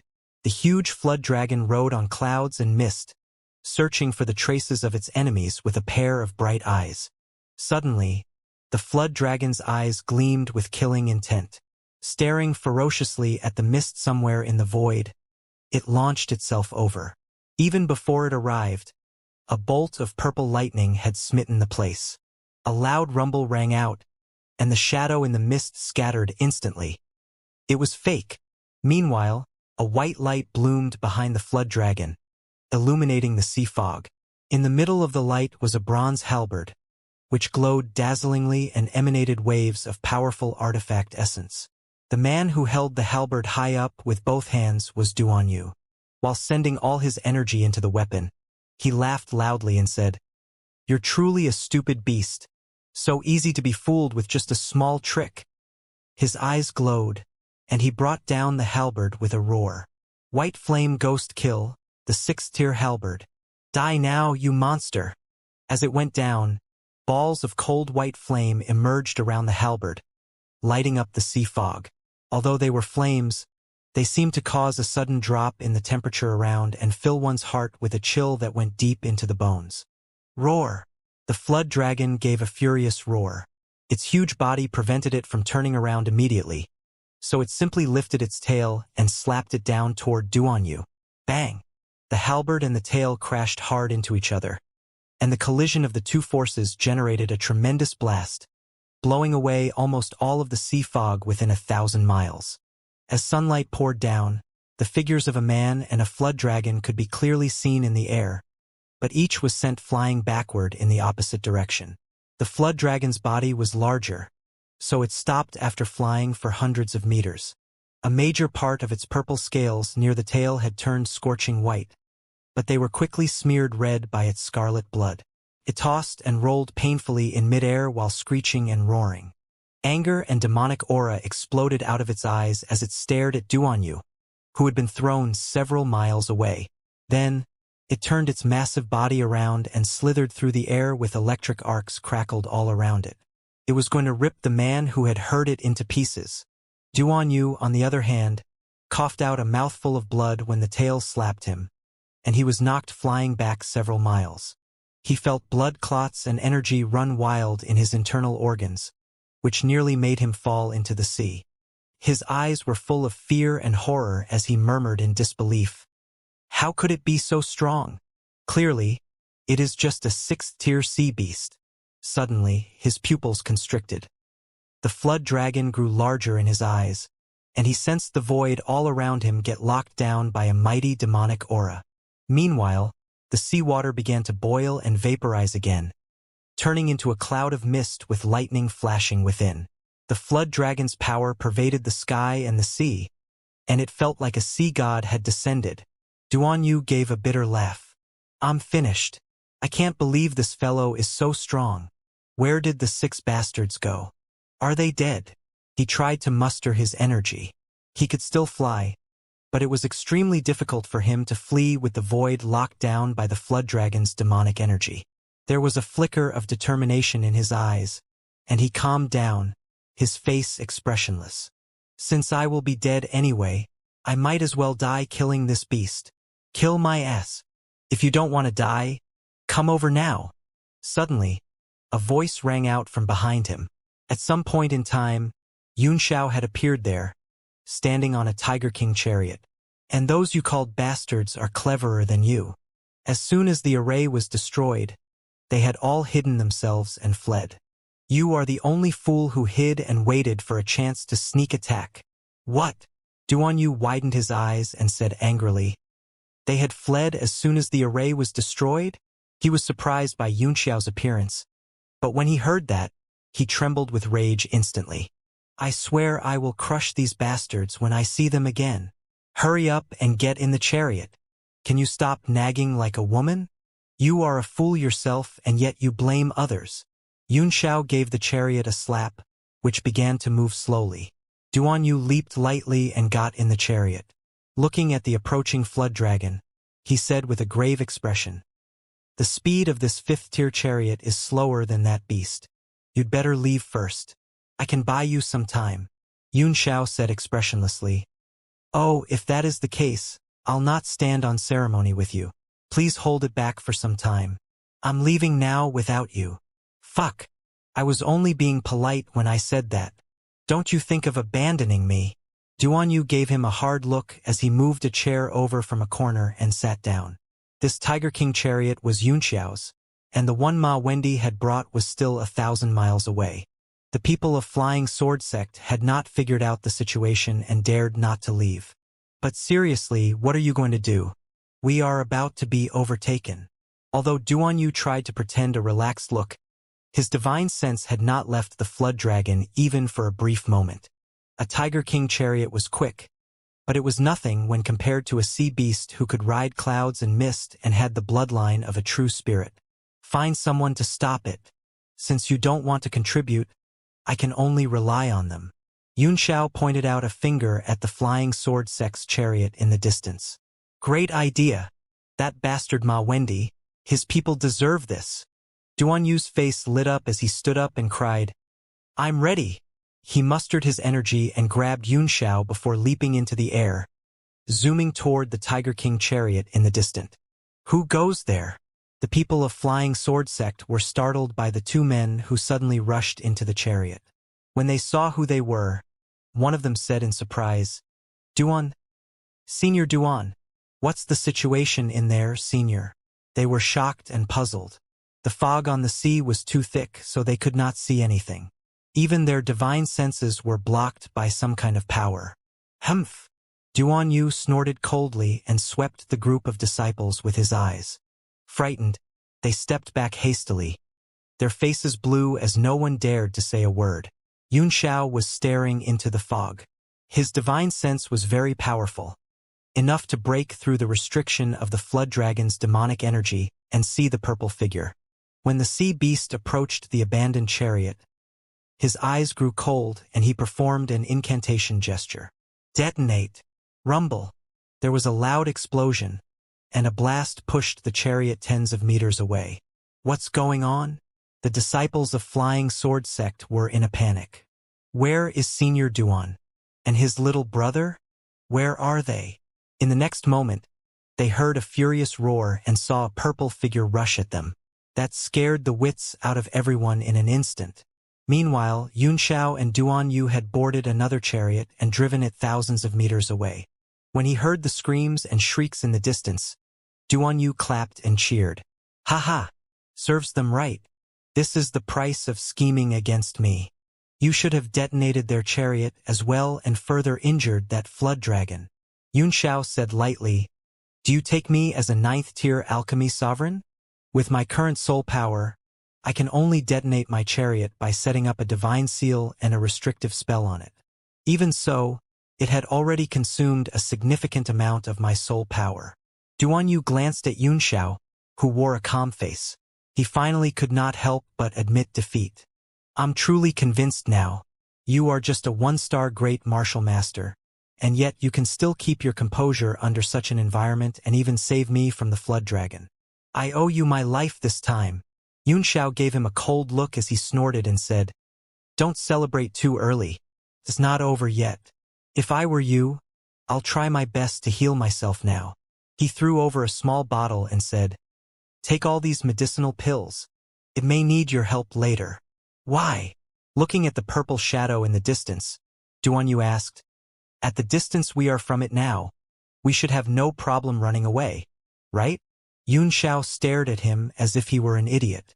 Duan Yu did not understand, and he asked lamely, What? What did I say wrong? Turning his eyes toward the flood dragon, Yun Xiao said, Who told you I want to run away? Duan Yu gaped, and then he blurted out in horror. What? What did you say? You're not going to kill that flood dragon, are you? When he saw Yun Xiao's smiling eyes, he felt extremely absurd, as if he were in a dream now. A one-star great martial master wanted to kill a 6-tier purple 9 neonate flood dragon. Crazy. You're absolutely out of your mind. Duan Yu shook his head repeatedly. If you are tired of living, go and do it yourself. I still want to live. Yun Xiao chuckled. Who said I am going to do it myself? Then you are. Duan Yu looked puzzled. He suddenly found that he was completely a child in front of Yun Xiao. With a confident look, Yun Xiao sneered. Ma Wendy is really a ruthless man, hiding patiently while watching his fellow disciples being slaughtered. Let's see how long can they hide. Duan Yu's face flickered, and he said with shock, You mean the 6 of them did not leave but are hiding somewhere? Yun Xiao nodded and said, Do you think others are fools like you? The 6 of them are all hidden in the vicinity with some mystic arts, waiting for a chance to strike.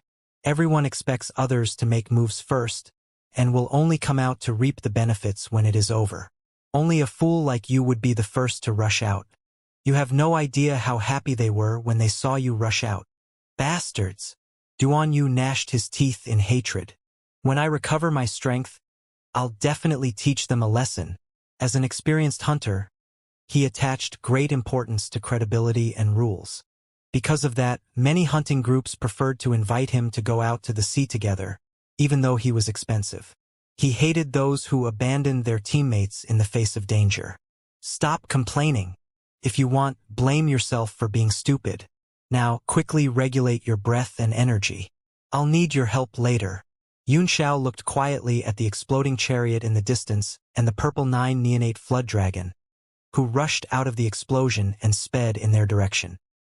His face was devoid of emotion like an old monk in meditation, as if nothing in the world could stir him. That startled Duan Yu. The calm air was by no means fake. Instead, it was an instinctive quiet one gained after going through all the hardships and experiencing all the vicissitudes of life. He could not understand how this regal air could appear in a 15-year-old one-star great martial master. It was an aura that was not possessed by any of the martial emperors and even martial supremes he had seen before. How is he going to deal with it?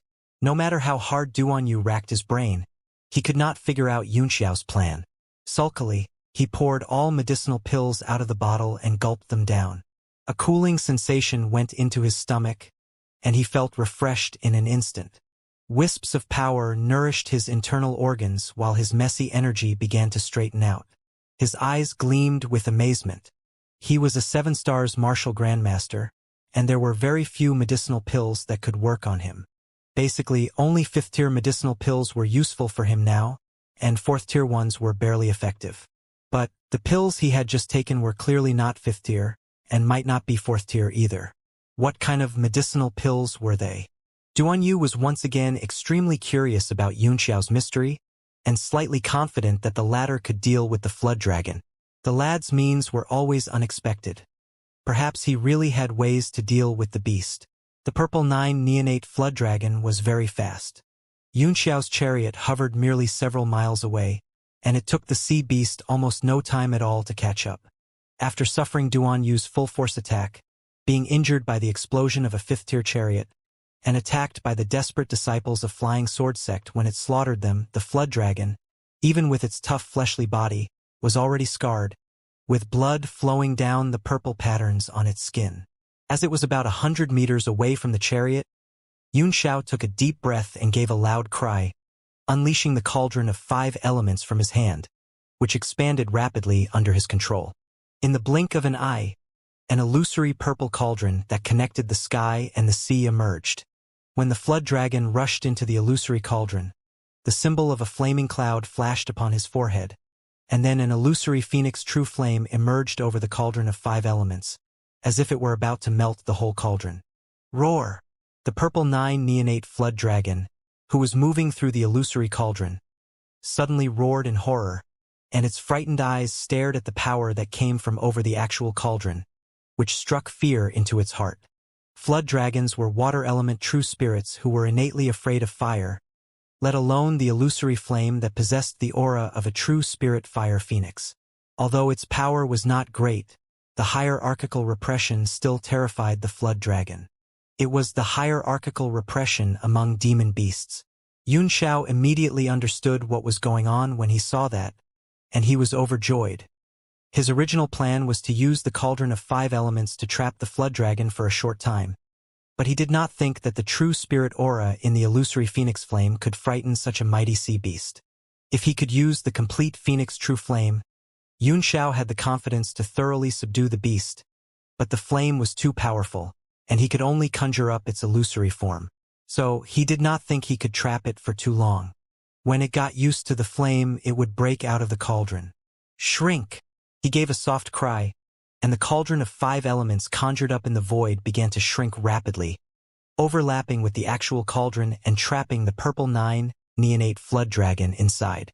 Then, he performed an incantation gesture with one hand again and shot out several streams of fire phoenix aura from between his eyebrows, which transformed into runes and branded on the cauldron. He hoped that those could trap the beast for a longer time. Whoosh! After trapping the flood dragon, the cauldron turned back to its normal size and flew into Xianxia's hand. The whole process was seen by Duanyu, and it completely rooted him to the spot and froze his brain. A 6th-tier sea beast, which I couldn't kill even with a desperate strike, has just been captured so easily? And he did it with ease without shedding a drop of blood, using just a cauldron?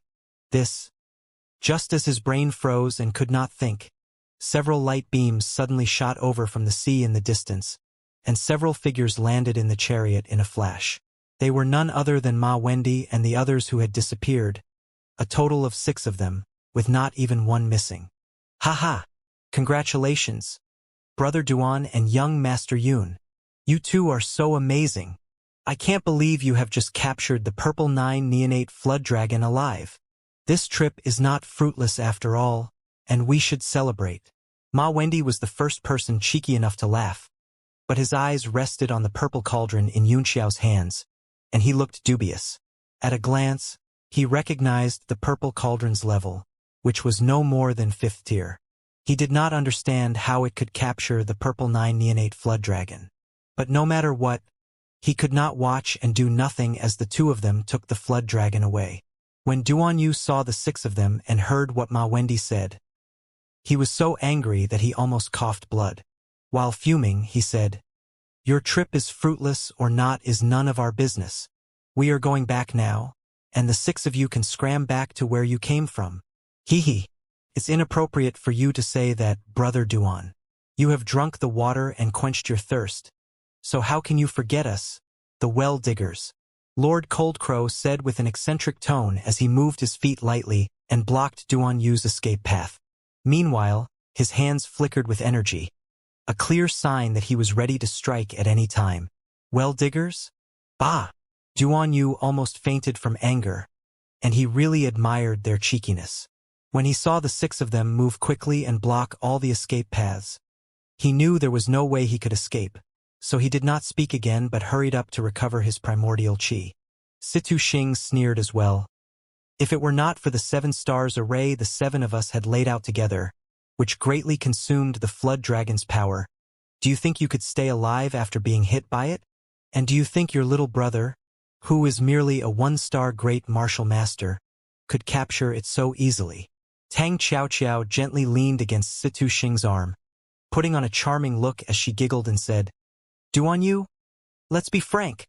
Split it into 7 portions according to our agreement, and you may choose first." What? 7 portions? Ma Wendy looked angry as he said in a cold voice, "Auntie Tang, what we agreed upon was 8 portions, and Flying Sword Sect would take 2 portions. Since when did it become 7 portions?" Upon hearing the way he addressed her, Tang Xiaoqiao's face turned pale with fury. 8 portions? We agreed that on the basis that Flying Sword Sect will contribute the most, but we all saw you contribute nothing apart from luring the Purple 9 Neonate Flood Dragon out of its lair. What makes you think you can take one more portion? You! Ma Wendy was livid with anger, and his killing intent broke out. This Purple 9 Neonate Flood Dragon was a rare treasure, and the difference between 1 portion and 2 portions was too huge. Yan Feiyue said coldly as well. Take it easy, Brother Ma. Fairness is very important when sharing the prize. I think what Miss Qiao Qiao said is very reasonable. Tang Qiao Qiao immediately smiled charmingly and gave Yan Feiyue a wink, which made his flesh creep. Although Tang Qiao Qiao's appearance was petite, cute, and charming, everyone present knew she was a granny in her 80s or 90s, and no one could stand it when a granny gave him a wink. Lord Cold Crow and Shi Hongkai voiced out their agreement as well, which made Ma Wendy tremble with rage. But he also knew that if he displeased the crowd, he would not get even a single portion, not to mention 2. So he could only wear a livid face and choke back his anger. Looking at them, Yun Xiao could not help but laugh in his heart. With a smile on his face, he said, "What you all said is reasonable, and I, too, think we should be fair. This Purple 9 Neonate Flood Dragon was trapped by me with my cauldron. So I wonder, can I get a portion?" That stunned everyone. When it came to contribution, no doubt Yun Xiao, who captured the Flood Dragon, had the greatest credit. But the crowd would never agree to give this great martial master a portion as well. You! Shi Hongkai showed an exaggerated expression of surprise and mocked. "Little brother, you can't be thinking it is your own credit when you had captured the Purple 9 Neonate Flood Dragon with a 5th-tier cauldron. Can you? Without the 7 stars array we had laid out before that, do you think you could do that with your strength? Ha! One must be down to earth and never have exaggerated opinion of himself." Yes. Everyone echoed their agreement while Tang Xiaoqiao smiled and said, "When you captured it, the Purple 9 Neonate Flood Dragon was already extremely weak. Even a martial master could take it down, not to mention you. You know what? Come here, handsome boy. I have a 3rd-tier mystic weapon. Take it as your reward." Yun Xiao was speechless, but he waved and said, "Never mind. This Purple 9 Neonate Flood Dragon is not something an existence like me can think of owning. It is harmful when one is too greedy. Tisk tsk, you are so sensible at such a young age. Brother Duan, you do have a good little brother. No wonder you are willing to give him the bloodfish Ganoderma." Lord Cold Crow praised and laughed eccentrically. Duan Yu snorted coldly with an angry look as he turned around and did not say anything but kept recovering his energy. Meanwhile, Yun Xiao smiled and said, "However, the previous sharing method is based on a dead Purple 9 Neonate Flood Dragon. So of course it doesn't have any problem. But what is trapped inside my purple cauldron now is a living Purple 9 Neonate Flood Dragon. Are you going to cut it apart?" The 6 people immediately froze. He was right. Were they going to cut it apart? In the beginning, no one thought they could capture a living one, so they thought they could just share it by cutting it apart. But the value of a living Purple 9 Neonate Flood Dragon was a few times higher than a dead one, especially an existence like this who possessed the bloodline of a true spirit and could advance by itself in the future. It was totally a priceless treasure. For a moment, everyone's mind was working at high speed, thinking of how they could seize the living Purple 9 Neonate Flood Dragon. Situ Xing and Tang Qiao pinched each other. Although both of them were not the strongest individually, they knew each other very well, and they feared no one if they joined forces. Moreover, one of the 2 strongest people, Duan Yu, was already severely injured and no longer a threat, which only left Lord Cold Crow. The eyes of the 6 people kept flickering, as if they had all realized the current situation. Even Ma Wendy, Yan Feiyue, and Shi Hongkai were exchanging meaningful glances with one another. The 3 of them were the weakest, and if a fight were to break out, they would be on the losing side. All of a sudden, Lord Cold Crow, who was the strongest, became the weakest side. Suddenly, Lord Cold Crow burst into laughter and said, "Ha ha! What are you doing? Don't forget what we agreed upon when we set out. Integrity is the most important quality of a hunter. If a person does not have integrity, he will be unworthy of being a human being." As he said that, His face was aflame with indignation. "This purple 9 neonate flood dragon is precious, but we can't let it take away our moral character. At least I, Cold Crow, will never go against my words and obligations." The people present were all sly old foxes. They sneered as they watched him perform while Ma Wendy mocked. "Then why did the agreed 8 shares turn into 7? Lord Coldcrow's expression changed slightly, and he said, somewhat embarrassed, "This was agreed upon by everyone, so what can I do? They are 2 separate matters. In fact, this is not hard to solve. As long as any of you can come out with a price that satisfies me, I'll give my share to him." That was indeed a good idea, but Shi Hongkai sneered. "Something that is worth as much as 1 share of the purple 9 neonate flood dragon? I'm afraid none of us here are so rich, are we?" Lord Cold Crow said, "That is not necessarily the case. If someone is willing to offer, maybe someone will take the offer. Then the person who made the offer will take the other person's share. This may not be a bad idea." The crowd fell silent. Suddenly, Yen Feiyue said, "I have a 6th-tier ancient spirit talisman produced by the Talisman sect, which can be activated with only the cultivation base of a great martial master. It is a defensive spirit talisman, enough to resist a full-force attack from a 1-star martial emperor. It is made by an elder of the Talisman sect who had grown too old, and its value is immeasurable. I'll use it in exchange for a share. Which one of you is willing to give up a 6th-tier ancient spirit talisman?" The crowd was taken aback. They did not expect Yen Feiyue to have such a treasure. This kind of ancient spirit talisman was a secret technique of the Talisman sect. They were made by forcefully pressing the cultivation base of the talisman producers into the talismans, and could only be used once. And when the talisman was produced, the cultivation base of the person who made it would be gone forever. Worse still, the chances of successful refinement were extremely low. Even in the Talisman sect, this kind of a thing was very rare. Only some dying experts would use the secret technique to refine talismans, and then give them to their direct juniors, which served as their life-saving means. This kind of a talisman that could resist a full-force attack from a 1-star martial emperor was extremely valuable to even them, who were martial grandmasters, not to mention ordinary warriors. A warrior with the cultivation base of a great martial master could resist a full-force attack from a 1-star martial emperor. Such a temptation was irresistible for the direct descendants of those major families and powers. So, no matter how expensive it would be, someone would definitely buy it. This kind of a thing had always been in high demand. Yun Xiao was slightly tempted as well. Even he did not know how this kind of ancient spirit talisman was refined. The Talisman sect had always been a mysterious sect on the heavenly martial continent which rarely contacted outsiders. It is indeed a good treasure, but it is basically useless for someone like us. "And we don't know how much can it be sold for," Situ Xing said in a cold voice. Clearly, he was not moved. Yen Feiyue looked a little displeased, but he did not say anything and just remained silent. Suddenly, Lord Cold Crow chuckled and said, "Which of you have a dark-een stone? If you have one, I will exchange it with my share." Everyone was frowning.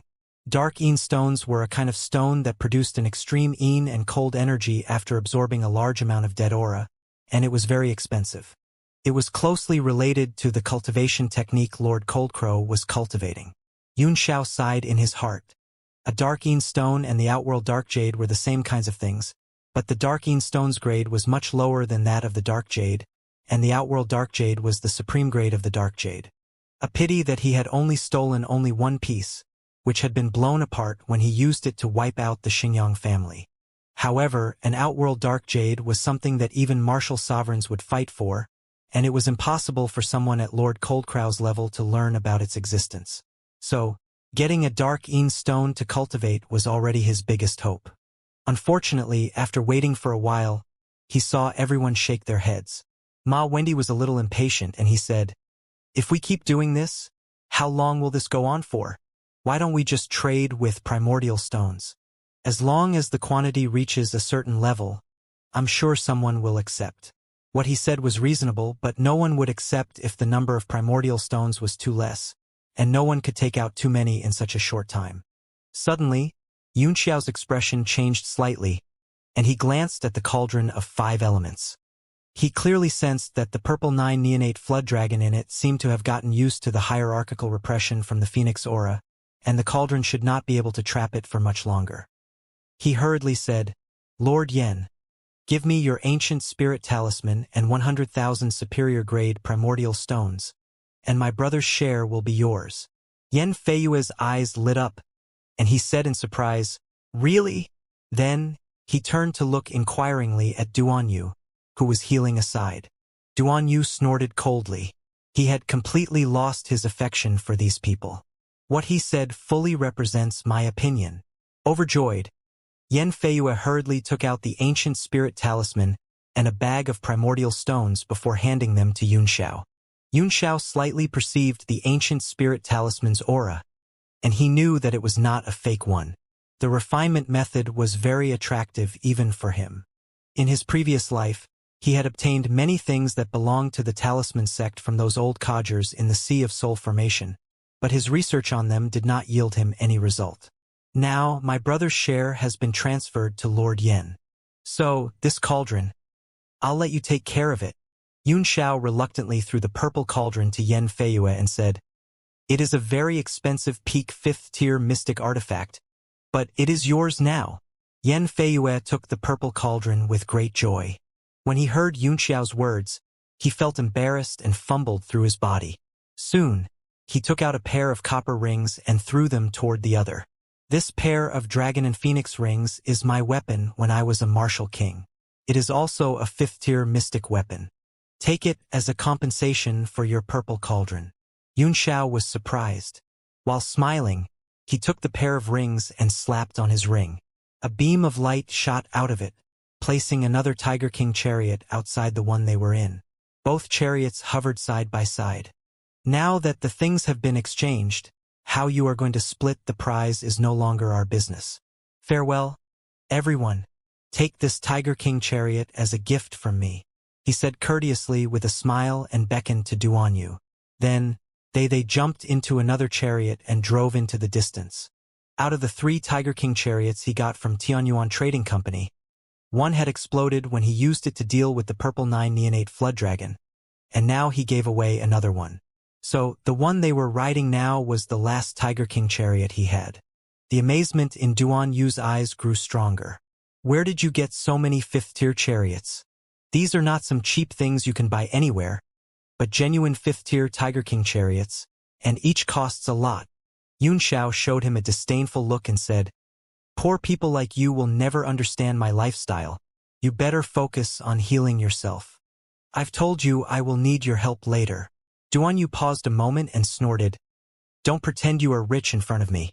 I've seen those super rich 7th and 8th-tier alchemists." Suddenly, he recalled that Yunxiao was an alchemist, and he was lost for words.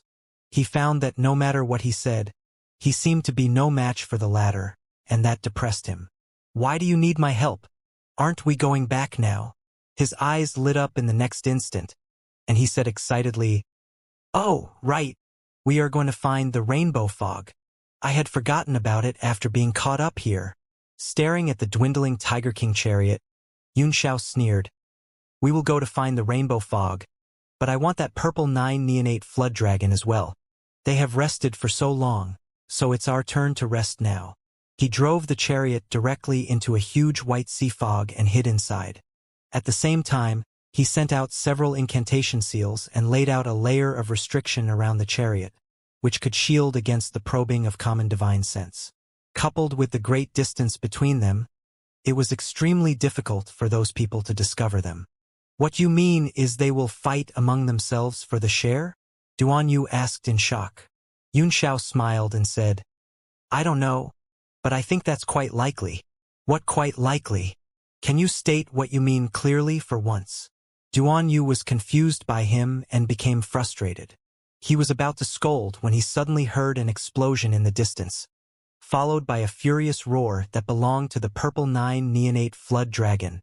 "The flood dragon escaped?" Startled, Duanyu said in horror. "Did you do it on purpose? Fuck. You are so cruel." Then he burst out laughing. "Ha ha. The 6 of them are going to suffer now." Yunxiao was smiling happily as well. He lay leisurely in a chair and crossed his legs, looking at the sea. "No, I didn't do it on purpose," he said triumphantly.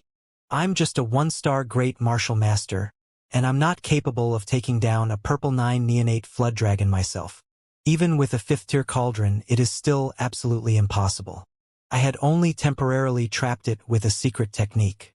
If it weren't for the lack of time, do you think I would give them back the flood dragon with just the price of an ancient spirit talisman? And even give them a cauldron and a chariot? No way. A pity that I've lost my cauldron of 5 elements." Duan Yu was in a good mood. His divine sense could not reach too far on the sea covered by the fog, but he laughed happily and said, "It is nothing but a crude cauldron. Yan Feiyue had given you a pair of dragon and phoenix rings as compensation. I know the pair of mystic weapons. I fought him when he was a martial king. They are very powerful." "You know nothing." Yun Xiao felt distressed and scolded. "My purple cauldron contains a complete 5-element Dao fruit, and it is the most valuable 5th-tier treasure in the whole heavenly martial continent. Otherwise, even if I give you a 6th-tier cauldron, you will not be able to trap the purple 9 neonate flood dragon. Moreover, the cauldron and I had connected spiritually, and it was thoroughly refined by me. Now, my fighting strength is significantly reduced. I just hope they don't kill it so that it is worth more." "A complete 5 elements Dao fruit?" Duan Yu was shocked. Suddenly, he cried out, "Could it be the purple cauldron of 5 elements refined by Gu Feiyang, which was auctioned off by Myriad Treasures Store a while ago?" That surprised Yun Xiao. "Eh? How did you know?" Duan Yu smiled wryly and said, "At that time, I was already searching for alchemists in Firecrow Empire, so I had naturally seen Myriad Treasure Store's promotional brochure. I just didn't know it was purchased by you. It's only been a while, so how could you possibly completely refine a 5th-tier treasure? Even I can't do it." While smiling, Yun Xiao said, "That's the difference between you and me. You'd better concentrate on healing. It seems very intense over there."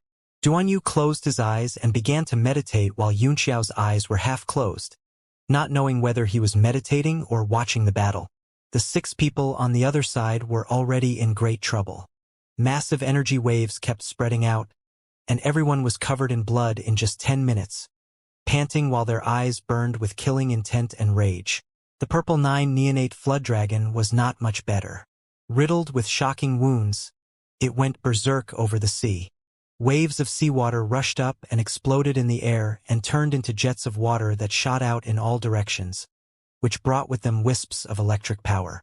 All of those attacks caused the 6 people to hide here and there, throwing them into confusion. "Damn it! That boy must have known about it.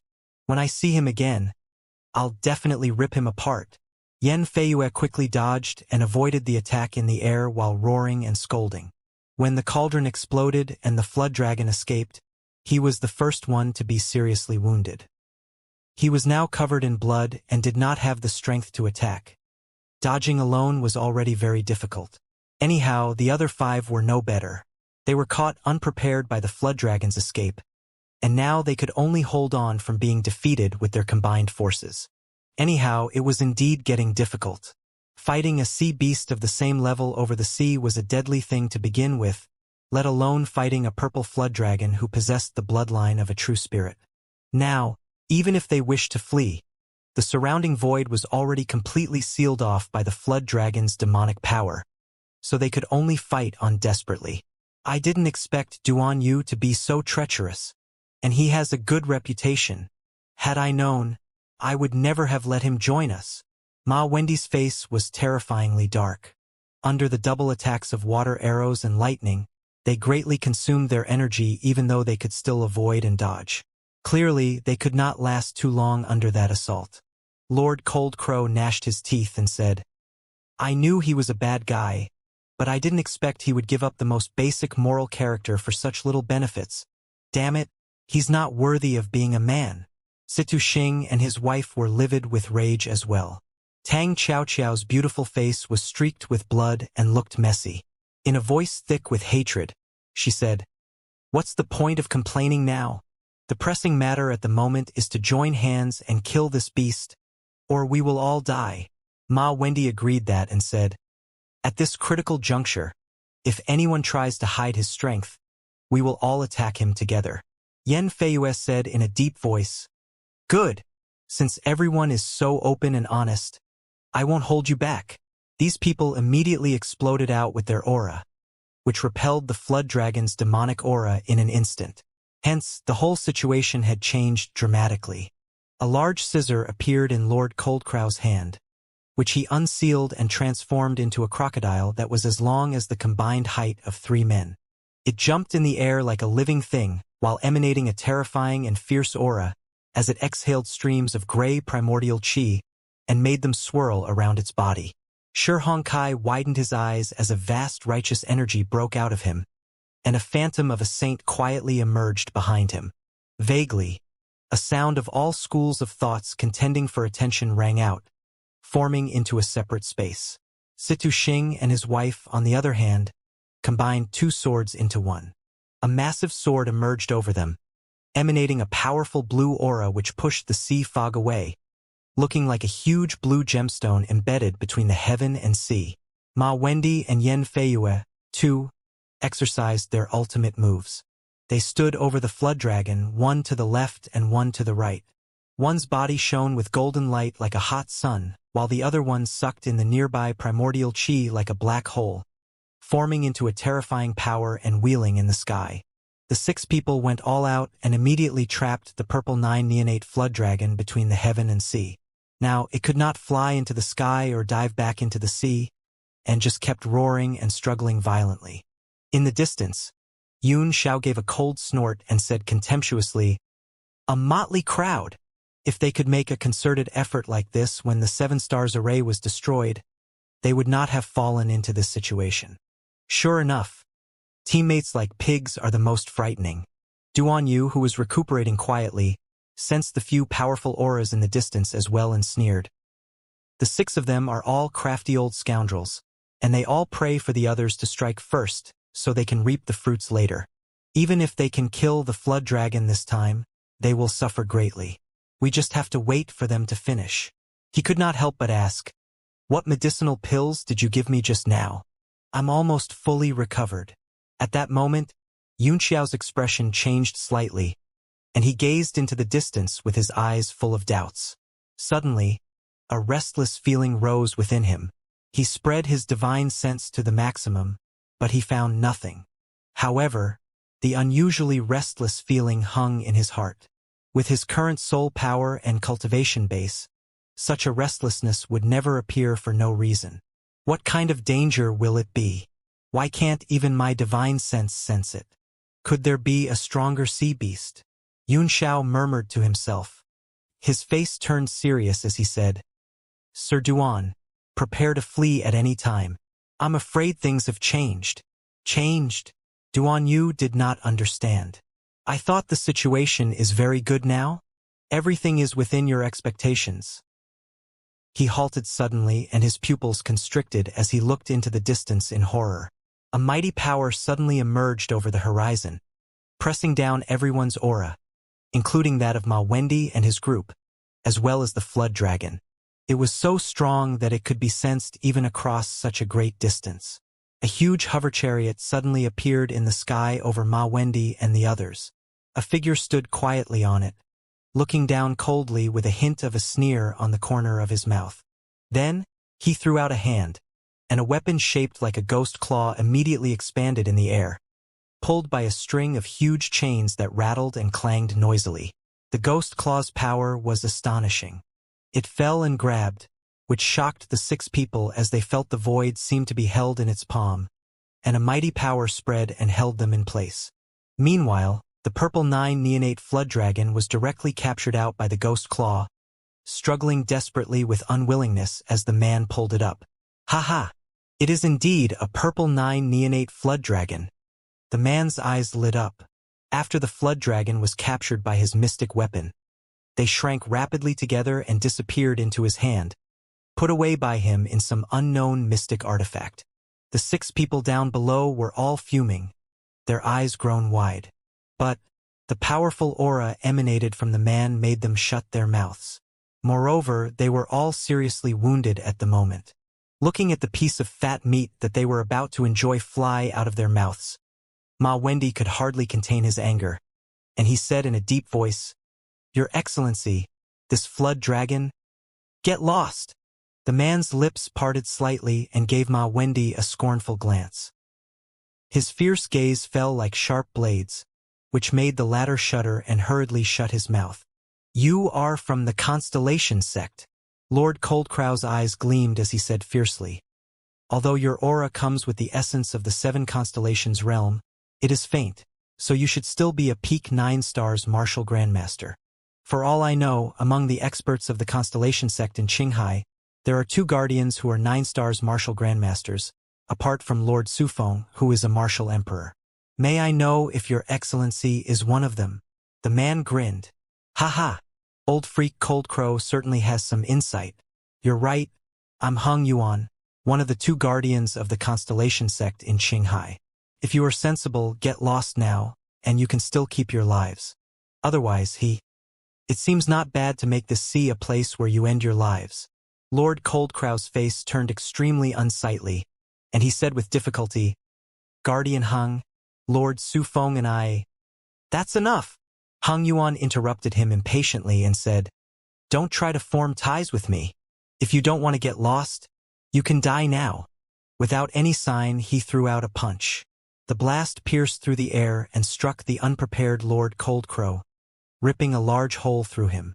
The whole sea instantly turned eerily silent as everyone stared at Lord Coldcrow with disbelief. A 7 stars martial grandmaster was killed like this for no apparent reason? Even Lord Coldcrow himself stared incredulously at the large hole on his chest. Finally, he fell from the sky into the sea with despair and fury. A shadow swam slowly over in the water. It was a big fish who swallowed Lord Coldcrow's body and then dove deeper into the sea. The other 5 gasped as their expressions changed drastically, and an uneasy sense of death emerged in their hearts. Ma Wendy's pupils constricted, and he suddenly mustered all his energy as he turned into a beam of light and sped toward the horizon. Only then did the other 4 wake up from their shock, and they hurriedly mustered their energy to flee in all directions. "Humph! Do you think you can run from me?" A cold smile appeared on Hung Yuan's face. Ma Wendy, who was the first to flee, suddenly crashed into an invisible force and was knocked back. He turned pale with horror, and his heart was filled with dread. Since Hung Yuan was ready to take them all in, he must have prepared all kinds of means. In shock and fury, Ma Wendy hurriedly drew his sword and frantically slashed at the invisible force. "Humph!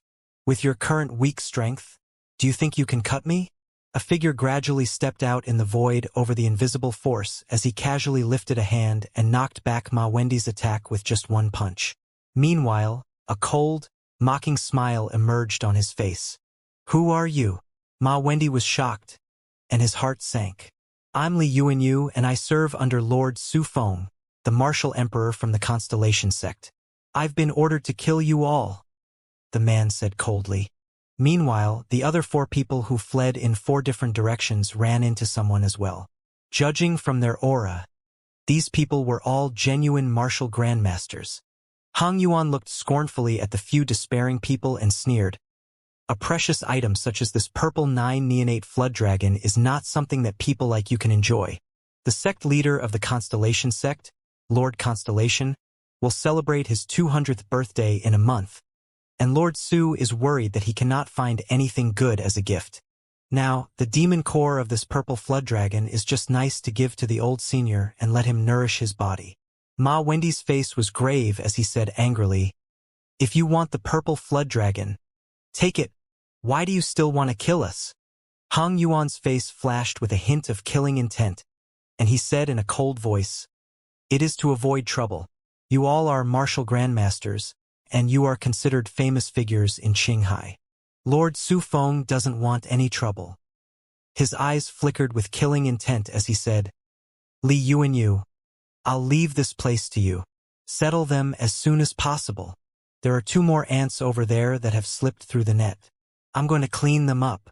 As soon as he had finished speaking, he was already 100 meters away, speeding toward Yunxiao's chariot. Li Yuanyu pulled out a strange weapon and sneered, Let's do it! In the blink of an eye, several light beams burst out over the sea and fought together. Yunxiao's eyes gleamed, and he said with a wry smile, "We're really finished this time. I can't believe there was a peak martial grandmaster hiding nearby." He quickly sent out a few incantation seals. With its speed rising up to the maximum, the Tiger King chariot turned into a light beam and fled toward the horizon. Duan Yu's face was tense and terribly dark. He was a 7 stars martial grandmaster, and he naturally knew that a star was a world by itself within the 6 directions realm. Although the difference between them was only of 2 stars, it was a gap that could not be bridged. If the man wanted to kill him, it was extremely easy, let alone right now when his injury had not yet healed. What puzzled him the most was that Yunxiao clearly knew that they were about to be killed as well. But the latter's face did not even show the slightest look of panic or fear. It was then that he was truly convinced and thoroughly admired this young man. What kind of steadfastness and cultivation base did it take to make a person keep his composure in the face of death? Although the Tiger King chariot was fast, it was nothing to a 9 stars martial grandmaster. Hong Yuan's speed over the sea might not be as fast as the purple 9 neonate flood dragons, but it was more than enough for him to catch up with a Tiger King chariot. Very quickly, he had reduced the distance between them to less than a mile, and it was only a flash before he caught up with them. "Pay close attention," Yunxiao suddenly said. "If you build up your power and attack with full force, how sure are you that you can hurt him?"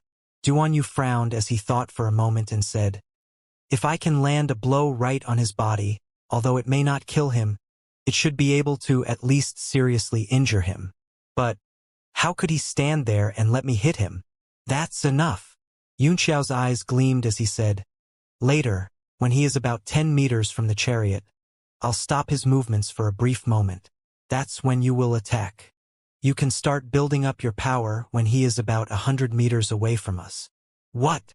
Duan Yu was taken aback, and then he said in horror, "He is a peak martial grandmaster, but you can stop his movements for a brief moment? Are you serious?" A huge wave surged in his heart. He could not believe that no matter what, but there was no time for him to think further at the moment, because Hong Yuan was already less than 100 meters from them. Clang! A halberd appeared in Duan Yu's hand, and he said lightly, "Unseal."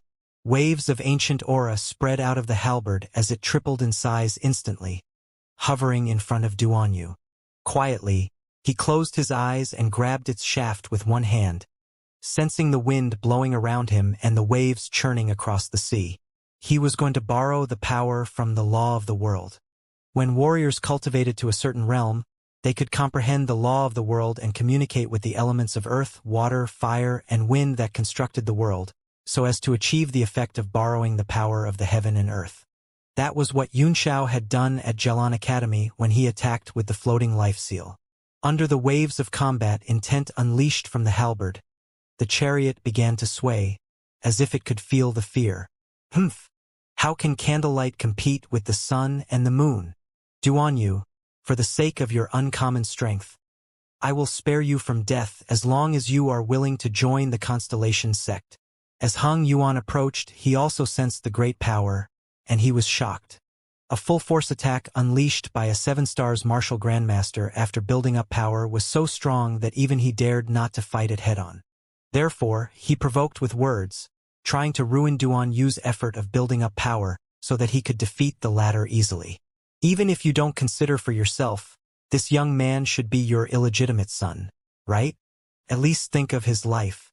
As a father, don't you want to protect the life of your own son? 10 meters. Protect my ass. Send my greetings to all the females in your family. Universal soul suppressor. Forbidden expansion." Yunxiao cried out, and in that instant, a beam of invisible light exploded out of his eyes, piercing through the air. As if tangible, his divine sense spread out in rings like the ripples moving across the surface of the water when someone threw a stone at it. Under the divine light beam, the whole void began to twist and distort slightly. Hong Yuan was startled, and he felt his head abuzz. Suddenly, a pair of blood-red evil eyes emerged in the sky, staring at him. He was terrified instantly. It was actually an illusion. "Who is this lad? I can't believe he can confuse me with an illusion. He could not remember how he had never been confused by illusions for so many years, and hence he had always disdained them. A trifling trick. Do you think you can stop me, a 9 stars martial grandmaster, with a mere illusion? Heaven and earth are infinite, thunderous Saint Palm. Break, break, break. Hong Yuan uttered 3 break in a row and frantically threw out several palm strikes. In the blink of an eye, the distorted sky returned to normal and the pair of evil eyes vanished completely. The whole sky and the sea was once again clear and calm. But the sky, which had just returned to normal, began to twist once again. But it was caused by a tremendous force this time. Moreover, it seemed that the void was pressing down from all directions simultaneously as well. In the center of the storm, a huge halberd exuded a monstrous combat intent and thrust down with waves of white flame that seemed to come from nowhere. White flame ghost kill. The 6th-tier halberd. It was Duan Yu, a 7 stars martial grandmaster's full-force attack. At the moment the illusion was destroyed, Yun Xiao spewed out a mouthful of blood, and his mind was instantly shaken, allowing the backlash of divine sense to rush into his head, which made him cough out a few mouthfuls of blood again. Only then did he fall to the ground with an extremely pale face. With his sole power, being able to stop a 9 stars martial grandmaster for a brief moment was already an extremely lucky achievement. He was not sure he could do it beforehand, but fortunately, Hong Yuan did not put on guard. So, he was able to drag the other into illusion for a brief moment with a quick, fierce, and accurate strike. But he himself was greatly wounded as well. Duan Yu, I'll definitely cut you into 1,000 pieces. Hong Yuan was instantly drowned by the attack, and a colossal water pillar was attracted from the sea down below by the tremendous force, which filled the whole sky with water vapor. Hong Yuan was knocked directly into the sea by the waves that rushed up. He felt his insides almost breaking apart, and his fleshly body was messily wounded. He hurriedly took out a medicinal pill and gulped it down. His eyes filled with reluctance and hatred. Although he was badly injured and thrown into the sea, his divine sense had been following the 2 people. At that moment, their Tiger King chariot had flown dozens of miles away. Gnashing his teeth, he dragged his wounded body and sped up once again in pursuit. Hong Yuan dared to confirm that the power of Duan Yu's attack was comparable to that of an 8 stars martial grandmaster, and he must be extremely weak now. Although his energy was hurt, as long as he caught up with them, he could certainly kill the 2 ants with his own hands. Besides, what he had just taken was a 6th-tier healing elixir which he had kept as a precious treasure for a very long time. So the injury in his body was instantly stabilized. It had taken him a huge cost to obtain the elixir. Now that he thought about it, he regretted it very much. He should have kept it and only used it in the future. Just now, he was so seriously wounded that he did not think twice before he took it. After chasing for a while, his expression changed drastically. The 2 people, whom he had constantly followed with his divine sense, suddenly disappeared in front of him. The disappearance was not that they had gone out of the boundary of his divine sense, but they suddenly vanished into nothingness. What is going on? Hong Yuan was taken aback. Anxious and doubtful, he murmured to himself, could it be that they broke through the void and escaped? Fuck, how's that possible? Could it be an illusion again? He took a deep breath and increased his speed as he rushed over. Very soon, he entered a sea area blanketed by a layer of fog that veiled all eyes. Even his divine sense could only reach a very limited range inside it. This is... Hong Yuan carefully touched the fog with a hand and felt a slightly strange sensation. He sneered, even if you flee to the end of the world, you will still have to die. He flew into the fog and began searching with his divine sense within the limited range. Gradually, he felt something amiss. The fog seemed endless and by no means normal. He had been in Qinghai for many years, and he knew about the sea 10,000 miles from the coast very well. But he never knew that there was such a strange fog here. Finally, about 10 minutes later, bits of pink dust began to appear mixed with the fog. Only then did his expression change drastically, and he blurted out in horror, "A rainbow fog!" He was truly frightened now. Although a rainbow fog was magical, he had experienced it before and knew the situation inside. In his desperation, he hurriedly pulled back his divine sense and spread it out around him, forming a layer of soul power barrier that repelled the pink dust from him. At the same moment, Xianxia and Duanyu were also suffering. The two of them fled desperately and intruded their original destination by accident, the rainbow fog. The situation would be better if Xianxia were not wounded. By relying on his divine sense, although it was not extremely easy to create a path in the fog, it was not extremely difficult either. But now, his soul power was exhausted, and he felt as if he were sucked dry as he lay feebly on the ground. Now, it was the soul power barrier Duanyu managed to put out that stopped the pink dust from coming inside. If he were alone, he could still protect himself even if he could not create a path in the fog. But now he had to take care of Xianxia too, which was rather straining for him. "Ha, little bastard, you have always looked so lofty. But look at you now. Let's see how you are going to act so arrogantly again." Duanyu suddenly burst out laughing. Even though he was struggling, he felt happy when he saw Xianxiao's miserable look. After unleashing the attack with all his energy, he was completely out of strength, but his divine sense was not damaged. Out of the two of them, one's soul power was depleted and the other's energy. Both of them lay feebly on the chariot, letting the vehicle drift further into the fog by itself. Xianxia was lying on the ground in misery, so he did not bother to pay attention to Duanyu. If the Divine Realm tablet was with him, he would certainly recover faster. But now, he could only meditate with the Great Expansion Divine Technique quietly and nourish his dried-up spiritual ocean bit by bit. He knew that it was extremely difficult to even just make both of them float with Duanyu's soul power. Besides, the time that the rainbow fog appeared was uncertain, and if it scattered this time, he did not know how long he would have to wait for the next time. Therefore, he must recover as fast as possible, and then find the right path to the Kunwu Divine Tree. "Hey lad, I actually quite admire you. What tier of an alchemist are you? You're not 4th tier, are you?" When he saw Xianxia ignore him, Duanyu did not mind but talked to himself. "A 15-year-old 4th tier alchemist, TSK. Even Master Luoku of Sky Fragrance Empire and Master Yang Di of your Firecrow Empire are not as gifted as you, I think. Which power have you been trained by?" After recovering a little bit of his soul power, Xianxia took out some medicinal pills from his ring with great difficulty and swallowed them as if they were some snacks. Just now, his soul power was exhausted and he could not even open his storage ring. When he saw the astounded look on Duanyu's face, he snorted coldly and said, "As a 7 stars martial grandmaster, don't tell me you don't have some medicinal pills that can restore primordial chi?" Duanyu swallowed and smiled bitterly. "I'm a loner who hunts sea beasts in exchange for resources, so I naturally can't compare with rich alchemists like you, who own many Tiger King chariots and countless common medicinal pills. I only have a few 4th-tier healing pills." A poor wretch. Xianxia held up a middle finger and uttered a disdainful remark. Then, he closed his eyes and began to regulate his breath. "Hey, if you have extra medicinal pills, give some that can restore primordial chi to me. You don't need them now anyway."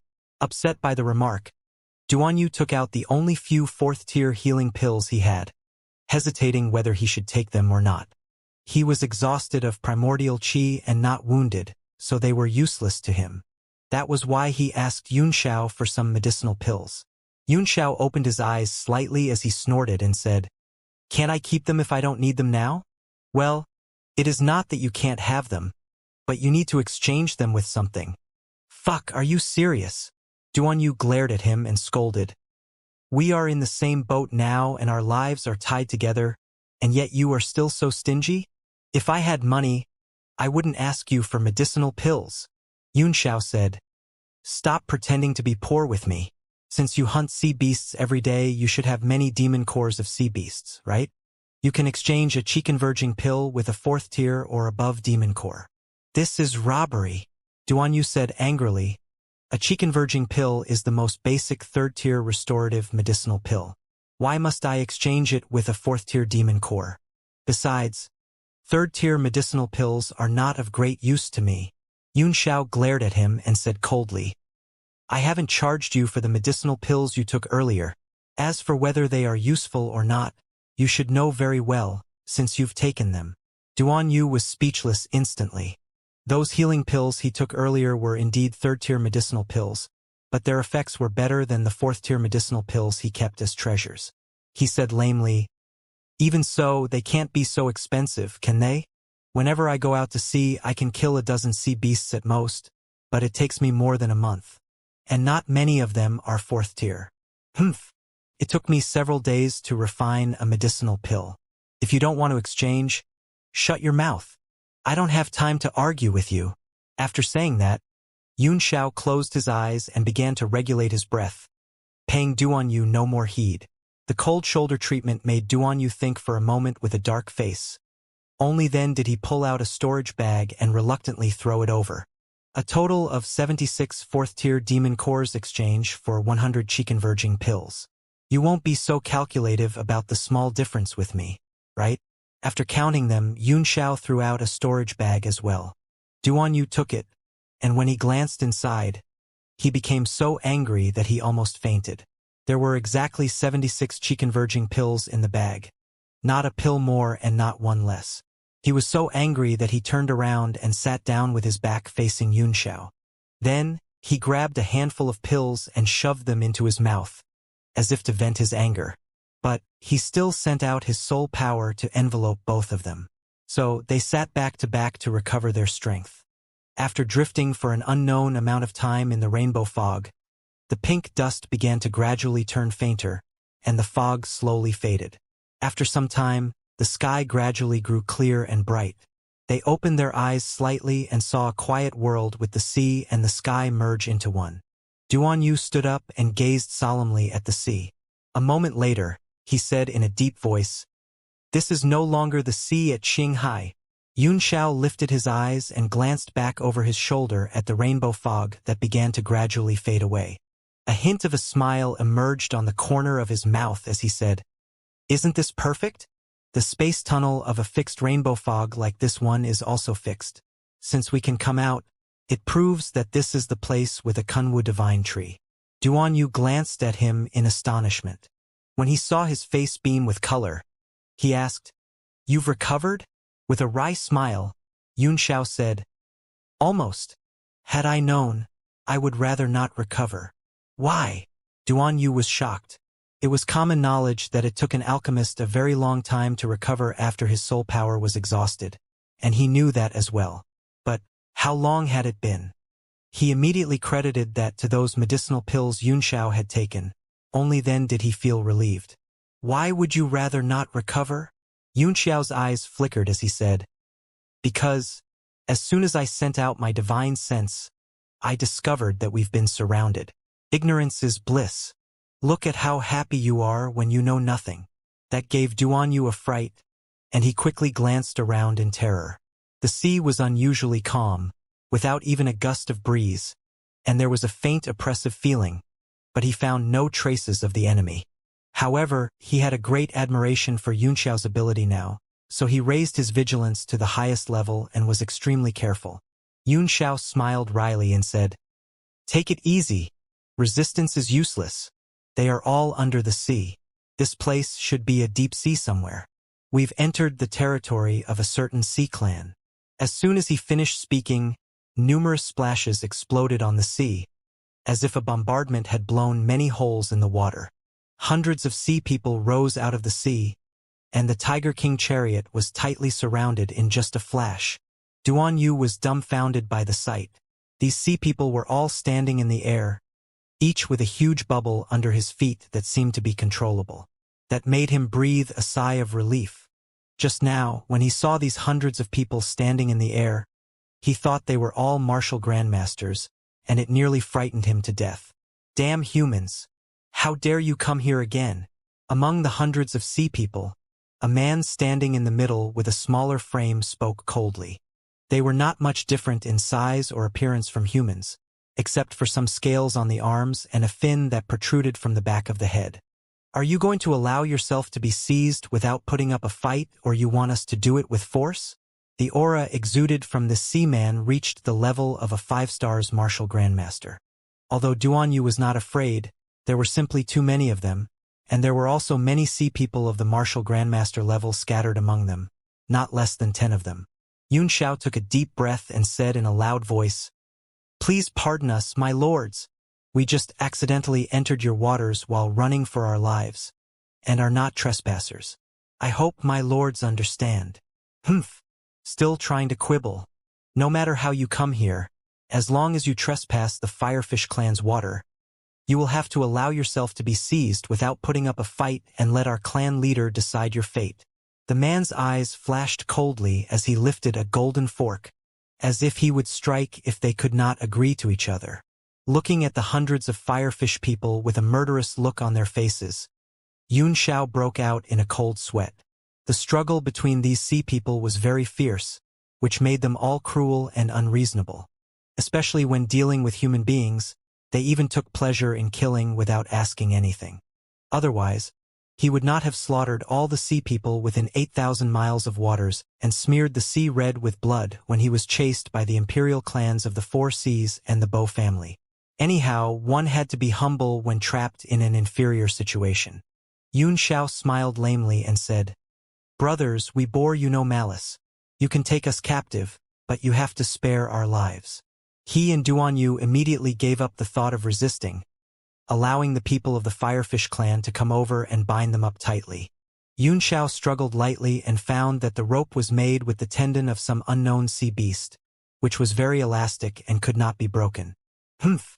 You are obedient, I give you that. I'll leave you a whole corpse later," the man sneered. "Let's bring them to the clan leader." The two of them were immediately carried toward the bottom of the sea. Stunned, Yunxiao said, "A whole corpse? Hey, are you serious? We had allowed ourselves to be seized, and yet you still want to kill us? Do you keep your words or not?" A man of the Firefish clan took out 2 pearls and shoved them into their mouths. As soon as they entered the sea, they felt a strange feeling. They could actually breathe and talk at any time, just like when they were on the ground. Only then did they realize that what the man gave them were water-repelling pearls, a kind of treasure that allowed land creatures to move freely in the water. Yunxiao was slightly surprised. Since they wanted to kill the 2 of them, why did they give them such a treasure? A water-repelling pearl was extremely rare among human beings, and its price was expensive. Although there was a large amount of them in the sea clans, there was no need to waste them, was it? Duanyu, on the other hand, appeared to have calmed down. He seemed a little different from before, and his eyes were devoid of emotions, as if he had a plan in his mind. Yunxiao was slightly taken aback at the sight, and he seemed to understand something. The hundreds of people from the Firefish clan took them and swam for a long time. Their speed in the water was extremely fast, faster than a martial grandmaster flying in the air. However, they seemed to not have much understanding about mystic artifacts, because they did not take away their storage rings, and about 100 of them pushed the Tiger King chariot while following closely behind. "Brother, where are you taking us? Why must you kill us?" As the saying goes, separated as we are thousands of miles apart, we come together as if by predestination. It is fate that brings us together, so we can be friends. Yunxiao smiled and said to the 5-star martial grandmaster, "Friends." The man showed a mocking look and said disdainfully, "Do you think humans are worthy of being friends with the sea people? You really think too highly of yourself." Yunxiao scolded in his heart. "Think too highly, my ass. If you hadn't kept me captive, I wouldn't have wanted to be friends with fish-headed men like you. Fuck. After looking at you, I can't eat a fish head in the future anymore. Damn it. This is so disgusting." As the saying went, an angry fist would not hit a smiling face. Although the Firefish man was too disdainful to talk to Yunxiao, when he saw the latter keep smiling at him, he could not help but feel superior as a member of the Sea Clan. Suddenly, this human being did not seem so disgusting to him anymore, and he even began to explain patiently. "Previously, a human expert trespassed our territory and wounded 3 of our leaders. Now the whole clan is furious, and the clan chief has ordered that the human must be captured. We haven't seen any trace of human beings here for hundreds of years. How could there be more than one at a time? If you're not related to the previous one, humph? I don't believe it. Damn it. We took the blame for Hung Yuan. Yun Xiao said angrily. Of course we are related. Brother Firefish, I had a blood feud with that man. How is he now? Is he hurt? The Firefish man looked him up and down dubiously as he gave a cold snort and said, under the joint efforts of the three leaders, of course he ran away with his tail between his legs. He's been badly injured as well, and is probably hiding somewhere to heal his wounds. To be able to injure Hung Yuan and suffer injury themselves, it seemed that the three leaders should be 8th or 9th stars martial grandmasters. I wonder what is the strength of their clan chief. As long as there are no martial emperors, the hope of escaping will still be great. Let's see what they're up to. If a fight can be avoided, that'll be the best. Brother, what grade of a sea clan is Firefish clan? Yun Xiao asked. He knew that there were too many sea people, the exact number of which even the kings of the four seas could not count. So, they were divided into 7 grades for easy management according to the strength of the clans. The most powerful of the sea clan was the Bo family. As the highest existence and revered like a divine being, it was not classified by any grades, and its status was so holy that it was even higher than the human divine city of the Holy Realm. The first grade was the imperial clan of the four seas, managed by the 4 major aristocratic sea clans, Guang, Qin, Shun, and Run families. It was also called S-grade and belonged to superpowers. In addition to the kings of the four seas, many sea clans' strength had reached the S-grade as well, but they were still nominally governed by the kings of the four seas. The second grade was A-grade, and the clans must have 10 martial sovereigns. They were overlord-like existences in the four seas. The third grade was B-grade, and a clan only needed a martial sovereign to be promoted to B-grade. The fourth grade was C-grade, and the clan needed a martial supreme. The fifth grade was D-grade, and the clan needed a martial emperor. The sixth grade was E-grade, and the clan only needed a martial grandmaster, an existence similar to an upper state of the Fire Crow Empire. The last grade was F-grade, and any clan with martial kings could be promoted to this grade. In addition to the 7 grades, there were still a large and uncountable number of weaker sea people. They were not allowed to use the term sea clans and were collectively called sea schools. For example, if the strongest expert of the Firefish clan was only a martial lord, it was not allowed to be called the Firefish clan, but could only be called the Firefish school. Among the sea people, the hierarchy was very strict. There were no real sea people in the sea 10,000 miles around Qinghai. The sea people generally lived in the deep sea, which was far away from the human continent.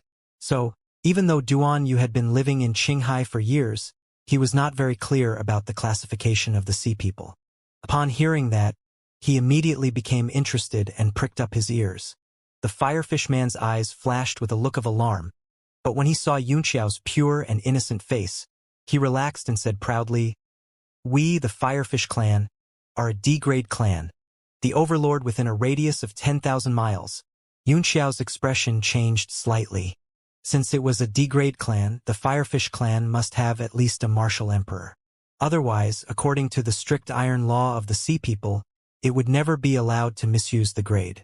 However, after the man said that proudly, his eyes flashed with a strong look of worry. The sea people were relatively simple, unlike human beings, who were scheming and liked to hide their emotions. Yun Xiao asked curiously, "Is there something wrong, brother? Why do you look so worried?" The Firefish man was taken aback, and he rebuked angrily, "Why do you ask so many questions? Are you trying to nose information about the Firefish clan?" Duan Yu was speechless. Does he have to nose information when you have told him everything? What else is there to nose about? Yun Xiao showed a shocked look and said, "Of course not. It's just that I saw you look worried, and I wonder if there's anything I can do to help. We have a common enemy, and as the saying goes, the enemy of my enemy is my friend. We are friends already." "Ah!" The Firefish man froze and blinked his big fish eyes. He could not understand how they suddenly became friends, but that sounded somewhat reasonable. So, he sighed and said, "Our clan chief is a 1-star martial emperor, but he unfortunately has come to the end of his life. Our next strongest leader, Taifan, has only become a 9-stars martial grandmaster not long ago.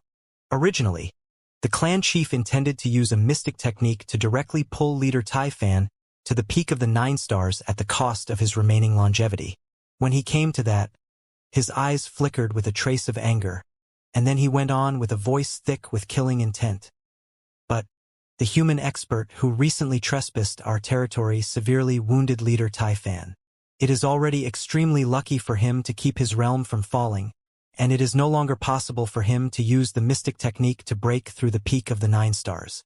Meanwhile, both leader Tai Xian and leader Tai Bai only have the strength of an 8 stars martial grandmaster, and it will take them at least 50 or even over 100 years to advance to 9 stars martial grandmasters.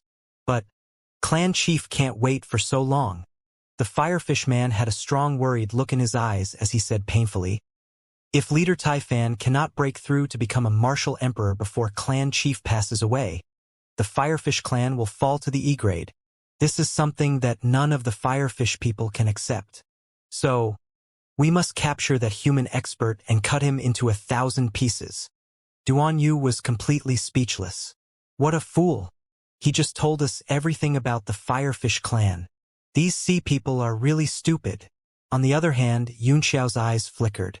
That Tai Fan, a 9 stars martial grandmaster, and 2 other 8 stars martial grandmasters were severely wounded. It seems that the battle was a tough and bitter one. Although Hung Yuan is a peak 9 stars martial grandmaster, he was already badly injured by Duan Yu's full force attack, and it is impossible that he could recover in such a short time. He must have also been severely wounded after the battle. With the 3 leaders of the Firefish clan injured, their strongest experts should be just a 7 stars martial grandmaster, and their only supporting leader is that clan chief, who is a martial emperor. Yun Xiao kept planning in his heart. Very soon the 2 of them were escorted to the home of the Firefish clan. A stretch of buildings appeared at the bottom of the sea, with numerous firefish people swimming through them. It was like they had come to a human city. It was the first time Duan Yu had seen such a scene, and he was dumbfounded. He had spent most of his life on the coast of the South Sea, but he had never known that the sea people lived like this. He thought they were like sea beasts, swimming aimlessly in the sea and looking for food every day. Many firefish people, mostly the old, weak, women, and children walked up and down the city while carrying large baskets on their backs, which contained a kind of purple crystal. There were also some different-looking sea people among them, who seemed to be very busy at work. When Yun Xiao saw Duan Yu look around curiously like a bumpkin who had visited a city for the first time, he chuckled and explained, "Those purple crystals are called primordial crystals. Similar to the primordial stones of the human race, the sea people use them to cultivate. Because the seafloor is too rich in resources, the general sea people do not need to worry about food and clothing at all. Just like human sex, the most important thing for them every day is to cultivate. And the rest of them, those who are old, weak, women, and children, are responsible for transporting primordial crystals. The strange-looking sea people you saw are from the other weaker clans controlled by the Firefish clan." Duan Yu listened with relish, but he showed a disdainful look and snorted, "I've spent most of my life in Shanghai. Do you think I don't know this common knowledge? Do I need you to tell me?" The Firefish man, on the other hand, was shocked. "I can't believe you have a certain understanding of sea people." Soon they landed in the city. The Firefish man clearly was the leader of the operation, for he pointed at the Tiger King chariot and said, "This is a good chariot. Send it to Tai Yu and ask him to use it to transport primordial crystals. A trip with it is equivalent to hundreds of trips of a normal worker." Yun Xiao smiled wryly. He had just lost his last Tiger King chariot. The Firefish man turned to the 2 of them and said, "You will follow me to the clan chief. If you really can explain that you are not that man's accomplices, maybe clan chief can spare your lives." After talking to Yun Xiao along the way, the man had developed a good opinion of him, and he seemed less insistent on wanting to kill them. As the 2 of them were tied by sea beast tendons, the Firefish man was not afraid that they would run away, so he led them toward the largest palace alone. The guards on both sides saluted him as they passed, which showed that he had a high status in the clan. The Firefish palace was built almost in imitation of humans, but it contained numerous beautiful corals, precious treasures, and various sparkling things, so it looked much more beautiful. The ceiling of the great hall was carved with a totem of flame, which looked very extremely bizarre. Xianxia was slightly surprised. The sea people were generally afraid of fire, so he did not understand why the Firefish clan had a totem of flame and used fire in their name. Tai Fei, who are you bringing with you? An old voice slowly rang out in the great hall. The surrounding precious treasures seemed to turn brighter, and the light in the hall flickered and swayed, giving people a dim feeling, as if the hall itself had stepped into old age like the lofty chief of the Firefish clan. The Firefish man quickly dropped to one knee and said, "My lord clan chief, I've caught 2 human beings."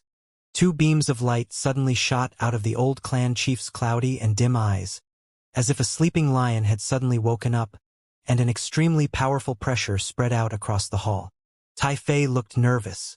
At that moment, the 5 stars martial grandmaster was like a kid who had done something wrong, with his head bowed and not daring to even speak.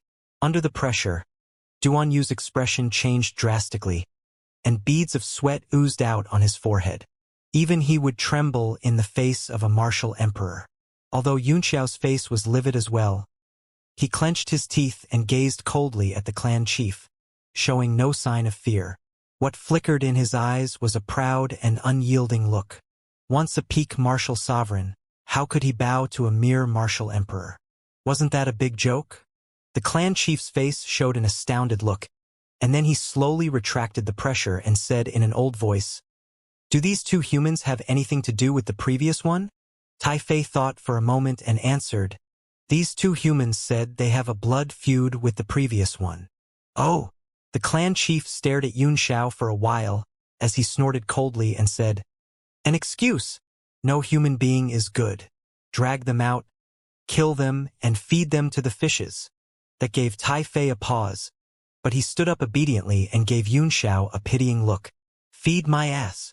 Xiao did not expect that this old fish head would order them to be killed as soon as they met. He flew into a rage and scolded, "Stop pretending in front of me. Do you believe I will destroy your Firefish clan?" He stretched his hands, and with a twang, the sea beast tendon enough to bind a martial grandmaster broke. "You!" Startled, Tai Fei roared furiously. "How dare you speak rudely to the clan chief and even utter such a wild statement? Die now. You'll be the one who dies." As soon as Tai Fei threw out a punch, the seawater in the whole great hall surged, but it was immediately pressed down by a stronger force.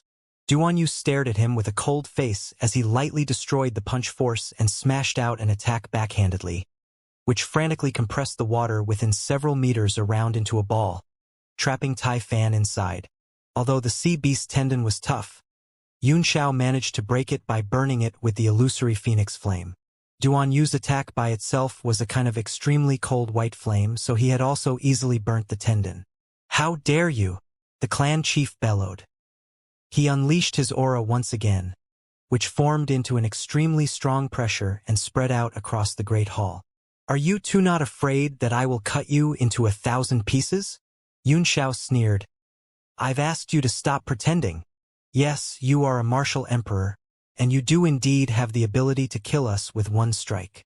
His eyes gradually narrowed and he said coldly, "But you can only attack once. Your condition cannot escape from my eyes. You are hanging on your last breath, and if you attack even once, you will die immediately." "What?" Tai Fei, who was trapped inside the water ball, was shocked, and he looked at his clan chief in horror. There was a flash of shock in the clan chief's eyes. Suddenly, he seemed to have turned so old that he was about to die, and he panted slightly while saying, "Human, you are right. I can no longer last for too long. I'm trying to use as little energy as possible now. But, if you threaten the Firefish clan, I'll not hesitate to kill you." Xiao snorted coldly. "We bore you no malice, but as soon as we met, you ordered us to be killed and fed to the fishes. Fuck. I hate when people threaten me. If you don't apologize, we will kill this Tai Fei first before you can kill us. Let's see what other experts your Firefish clan have that can support your facade." "You! How dare you!" Tai Fei flew into a rage in the water ball. After suddenly learning that the clan chief's condition was so serious, he felt the sky was falling and the earth was sinking as the world turned dark around him. He immediately mustered all his primordial chi and broke out of the water ball. Although he was a 5-stars martial grandmaster, he could outdo himself underwater while Duan Yu was restricted. Because of that, the difference between them was not large. As soon as Tai Fei flew out of the water ball, he threw himself fiercely at Yunxiao. Tai Fei, stop! The clan chief's voice was not loud, but it was very powerful. Tai Fei's body instantly halted in midair, and he forcibly pulled back his fist as Jie shot a fierce look at Yunxiao while fuming. Human, since you bear us no malice, you may leave now. Don't ever come to Firefish's territory again. The clan chief seemed very tired. Had it not been for his imminent death, he would not have let the two of them go. Yunxiao and Duan Yu exchanged a glance, and they just stood there, unmoving. Tai Fei bellowed, "The clan chief is kind enough to let you go, so why are you still here? Get lost now." Yunxiao glanced at him and said, "After following you here, I feel that you are a nice seaman who is quite honest and loyal. But there are two things I wish to say. First, your clan chief letting us go is the result of his deliberation, not an act of kindness. Secondly, I don't want to leave yet. I want to make a deal with you." "We're not interested in making a deal with you. Go now. Apart from me, the Firefish clan has many people who can take you down. Be careful that I may go back on my word." The clan chief waved impatiently with a look of disgust. Yunxiao sneered, "See, people have always been so arrogant, and I've already learned that. What if my offer is to let you have another 100 years of life and make that badly wounded Taifan directly become a martial emperor?" "What?" The clan chief jumped from his throne as if he got an electric shock, and he shouted with a look of disbelief, "What did you just say? Repeat that again." Even Tai Fei was so startled that his pair of fish eyes grew wide. Duan Yu frowned slightly. He would have believed it if Yunxiao said that he could let this old fish live for a few more decades. But another 100 years? And he did not believe Yunxiao could help a martial grandmaster, who had just stepped into the 9 stars realm, become a martial emperor, not to mention that the 9 stars martial grandmaster was badly wounded at the moment. Yunxiao repeated with a sneer. The whole great hall fell silent in an instant, with only some tiny fishes swimming back and forth while spitting bubbles. Gulp! The clan chief swallowed hard and said with great difficulty, "Human, if you lie, I swear I will kill you. Tell me how you want to make the deal, and how can I trust you?" No matter if it were giving him another 100 years to live or helping Taifan become a martial emperor, they were enough to solve the Firefish clan's present crisis. How could he resist them? Hee, it's an easy deal. In fact, this is a win-win situation for both you and us. Yunxiao smiled faintly, and his eyes flickered as he said, "My lord should know about the Kunwu divine tree?" The clan chief gasped and blurted out in horror, I can't believe you're eyeing it." Tai Fei's expression also changed drastically, showing a look of shock. "What? Is there a problem?" Yunxiao frowned and asked, puzzled. "With it, I can not only help my lord live for 100 years more, but I can also help Taifan become a martial emperor." The clan chief was silent for a moment before he sighed and said, "So, you came here for it. Tai Fei, tell the two humans what happened." As if all the air had leaked out of him suddenly, he turned old once again. Tai Fei's expression was unsightly and his eyes were full of hate. The Kunwu divine tree was originally a sacred relic guarded by our clan, but it has now fallen into the hands of those razor clams. Yunxiao asked in surprise, "This Kunwu divine tree should be in the nearby sea, right? I thought you said the Firefish clan is the overlord within a radius of 10,000 miles. Tai Fei's face flashed with shame and he said angrily, "Yes, we are a D-grade sea clan, and those razor clams are just an E-grade clan. But they have 3 9 stars martial grandmasters. Unless Lord Clan Chief strikes himself, we are no match for them in terms of overall strength." The Kunwu divine tree had been the treasure of our clan for 10,000 years. Swallowing its leaves can not only nourish vitality, but also improve cultivation base. Because of that, the Razor Clam clan turned hostile against us. Maybe they learned about Lord Clan Chief's condition. Otherwise, they would not have dared to attack us. Swallowing the leaves of Kunwu, Yunxiao almost fainted. These ignorant idiot fish heads. He snorted and said, "Since you lost it, why don't you fight to get it back? Now that they have offended you openly, there is no more room for negotiations. They have 3 9-stars martial grandmasters, and when Lord Clan Chief passes away, your entire clan will be in danger." The clan chief also looked deeply worried, and he said in a deep voice, "Do you think I never thought of what you've just said? But, unless I personally kill their 3 9-stars martial grandmasters, we are no match for them even with the entire strength of my clan." Yunxiao pondered for a moment before he said, "Since the Kunwu divine tree was under your care for 10,000 years, do you know of any way to enter the inner part of the divine tree?" The size of a Kunwu divine tree was not like that of a common tree, and with all its branches and leaves spread out, it was even larger than a city at times. While frowning, the clan chief thought for a moment and said, "There's no way to sneak in, but if we break through their lockdown by force, it will be very difficult for them to find us once we are inside." Yunxiao smiled and said, "That will make things easy. Please lead the way, my lord. As long as we rush in and hide there for 10 days to half a month, I guarantee you will gain an extra 100 years of longevity when we come out." Tai Fei said in shock, "No, Lord Clan Chief can only make one attack now. What if he's in danger? Let me take you there." The clan chief shook his head and said, "The Razor Clam clan attaches great importance to the Kunwu divine tree, so their 3 9-stars martial grandmasters are taking turns to guard it. You can't break through their lockdown with your strength. Let me take you there. But human, don't forget your promise to us. You must help Tai Fan step into the realm of martial emperors." Yunxiao began to admire this old man. In general, the older one got, the more afraid one was of death.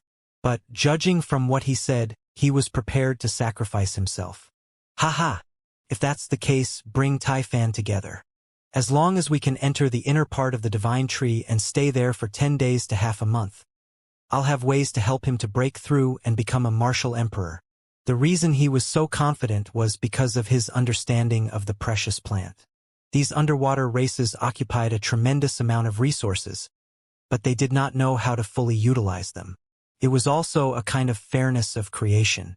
Human beings were given great wisdom, but they were crowded on a continent where resources were scarce.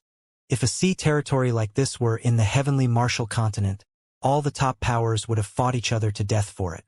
"My lord, don't listen to his nonsense." A sonorous voice came from the outside, followed by a jet of water, and then a man who looked similar to Tai Fei suddenly appeared in the great hall. With a ferocious look on his face, the man said, "These humans are full of cunning tricks. My lord is in no fit condition to strike. Just let me kill them both." The man gave them no chance to speak as an ordinary steel fork appeared in his hand, and he casually waved it, rolling up a whirlpool instantly which pressed hard toward the two of them. A cold smile appeared at the corners of his mouth. With such a casual wave, he had locked down the waters around both of them, making it impossible for them to avoid the attack. The man was none other than Tai Fan, a 9-stars martial grandmaster. Duan Yu's pupils constricted. With a roar, he jumped before Yunxiao as he wielded his halberd and created a huge vacuum, which swallowed the whirlpool and formed a huge underwater current, causing the whole great hall to tremble and rattle. "Tai Fan, stop!" the Firefish clan chief shouted with a hint of anger on his face. Taken aback, Tai Fan quickly said, "My lord, you must not be fooled by these two human beings." The clan chief snorted angrily. "I have my own decision. You just do as you're told." Tai Fan looked very worried, but he could not disobey his clan chief, so he choked down the anger and said, "I understand." But even then, he turned and fixed his eyes on Yunxiao and Duan Yu. "Dad, what Brother Tai Fan said is right. You must not be fooled by these two human beings." Suddenly, a clear voice came from the outside, and a young firefish man swam into the great hall. He wore a shining cape, and if not for the fins on the back of his head, he could be considered very handsome in human standards. Tai Ling, you shut up too. The clan chief flew into a rage, and his eyes flickered as he said, You all know the present situation, and maybe this is the last chance for the Firefish clan. If we don't get hold of it, we will be devoured by the Razor Clam clan sooner or later. Unconvinced, Tai Ling said, Have no fear. When I advance into a third-tier sea refiner, no one in this sea region would dare to touch the Firefish clan. There was a tender look on the clan chief's face as he said distressingly, Linger, do you think a sea refiner is so easy to advance? If it weren't for a fated chance that you obtained the legacy and insights of a senior, do you think you could become a second-tier sea refiner at such a young age? In all 4 seas, none of the third-tier sea refiners is less than a few hundred years old. If you want to break through the next tier, there is no hope without hundreds of years. And the Firefish clan cannot wait for so long. The lifespan of human beings was completely incomparable to that of sea people, who generally could live up to hundreds or even thousands of years. Some strange races could even live up to 10,000 years. But there were also many sea people with extremely short lifespans who could hardly grow stronger and usually just became sea schools. Sea refiners were equivalent to human alchemists. They were a kind of existence who decomposed and recombined various materials, and their status was extraordinarily exalted, because the ratio of sea refiners to sea people was much lower than that of alchemists to human beings. Tai Fan was a 9-stars martial grandmaster, but what he held in his hand was just an ordinary steel fork. That showed how rare sea refiners were. If such a steel fork were taken to the continent, even a warrior would not want it. Tai Ling gave a cold snort. If worse comes to the worst, we can hide. As long as we get through 100 years, waiting until Brother Tai Fan advances to a martial emperor and I a third-tier sea refiner, we will seize back everything the Razor Clam clan takes from us, plus interest. Tai Fan looked at Tai Ling with a wry smile and sighed. Tai Ling, you are too nah. The Razor Clam clan will never let us hide in peace for 100 years. Do you remember how they have kept pushing us over the last 20 to 30 years, to an extent that they almost replaced us to rule this sea region? Tai Ling said hurriedly, Does the Manta Ray clan just turn a blind eye to this? The Manta Ray clan was a sea-grade sea clan who ruled a larger sea territory, including that of the Firefish clan. Normally, when there was a conflict under its sea territory, it would step in to mediate. It was an order given by the Bo family to avoid unnecessary slaughter among sea clans. Ha! Do you still remember what the leader of the Manta Ray clan said 30 years ago when the Razor Clam clan had just arrived here? He said the Razor Clam clan had made a contribution to the sea people and asked us to make room for them to recuperate. He told us to live in harmony with them. The Firefish clan chief gnashed his teeth and said, Over the years, the Manta Ray clan must have received a lot of benefits from them. In that case, why don't we complain about them to the B-grade sea clan? Said Tai Ling. All the people present were speechless. Tai Fei sighed and said, Tai Ling, you are too young. What the world talks about is not reason but strength. If we are stronger than the Razor Clam clan, everyone will be on our side. On the contrary, the weak can only survive. Tai Ling said vexedly, If so, what is the use of those decrees issued by the king of the South Sea? Everyone's expression changed drastically while the clan chief bellowed in an instant. Stop uttering nonsense. If what you said were to be learned by other clans, not only you, but even the whole clan will be implicated by you. Step to the side now, boy. Looking at the handsome young firefish man, Xianxia thought he was very naive and cute. Then, he asked in surprise, Judging by what you said, this Razor Clam clan seems to have migrated here from another sea region. Haven't they? Tai Fan said in a voice thick with hatred. They are from more than just another sea region. They came from another sea. They are originally a clan in the East Sea, and they were an A-grade existence. Moreover, the innate talent of the Razor Clam clan is far superior to us. I fear they will climb atop us in just a few more years. A-grade. Xianxia was shocked. If they were A-grade, wouldn't that mean they once had 10 martial sovereigns? How did such a mighty clan reduce to E-grade and migrate? Did they offend an S-grade existence? Apart from the 4 imperial sea families, there were only a handful of S-grade existences. The clan chief sighed and said, I don't know exactly what happened. Last time, I heard from the leader of the Manta Ray clan that they were ordered by the sovereign of the East Sea, the Guang family, to surround and block up a human being 30 years ago. The result was the death of many sea people from A-grade clans. I heard at least 100 martial sovereigns were wounded or killed at that time, while all existences above martial emperors of the Razor Clam clan had fallen during the mission. That led to a great reduction in their strength, and other sea clans took advantage of the situation and seized their sea territory. To hide from their enemies and recuperate, they migrated to the South Sea. Fuck! Which human being is so savage? 100 martial sovereigns. Duan Yu sucked in a cold breath. Suddenly he seemed to recall something and his eyes lit up as he said, Could it be? Yun Xiao broke out in a cold sweat. 30 years ago. The East Sea. That's right. It's that human being named Gu Feiyang. The Firefish clan chief said venomously, That is a name that humiliates the entire sea race. Duan Yu quickly shut his mouth. Seeing that all the people were aflame with indignation, he knew it would be death for him if he spoke again at this moment. Meanwhile, Yun Xiao was dumbfounded. He had no idea that his random killing of a large number of sea people in those days would have an impact even today. He said lamely, It's been so many years. That Gu Feiyang might have died long ago, so why do you still bear grudges? We need to always look forward. Humph. Even if he is dead, we must find all his descendants and kill them. Only then can the shame of sea people be washed away. Tai Fan gnashed his teeth. The ethnic pride of these sea people was strong. Yun Xiao was somewhat speechless, but he said, Rumor has it that he died before he was even married. Let's drop this topic and discuss how we are going to enter the inner part of Kunwu Divine Tree. The crowd remained silent, as if they tacitly approved Yun Xiao's suggestion. They all knew this was indeed a perfect opportunity for the Firefish clan. But Tai Ling still snorted coldly and said, Why should we believe you? Since you claim you can prolong my dad's longevity by 100 years and help Brother Tai Fan advance into a martial emperor after entering the Kunwu Divine Tree, you must at least show us some abilities. Don't you think so? Everyone thought that reasonable. Yun Xiao smiled faintly and said, You're a second-tier sea refiner? Tai Ling squared his shoulders proudly and said, Yes. Within a radius of 10,000 miles, I'm the only second-tier sea refiner. Very good. I happen to be an alchemist. Why don't we have a match?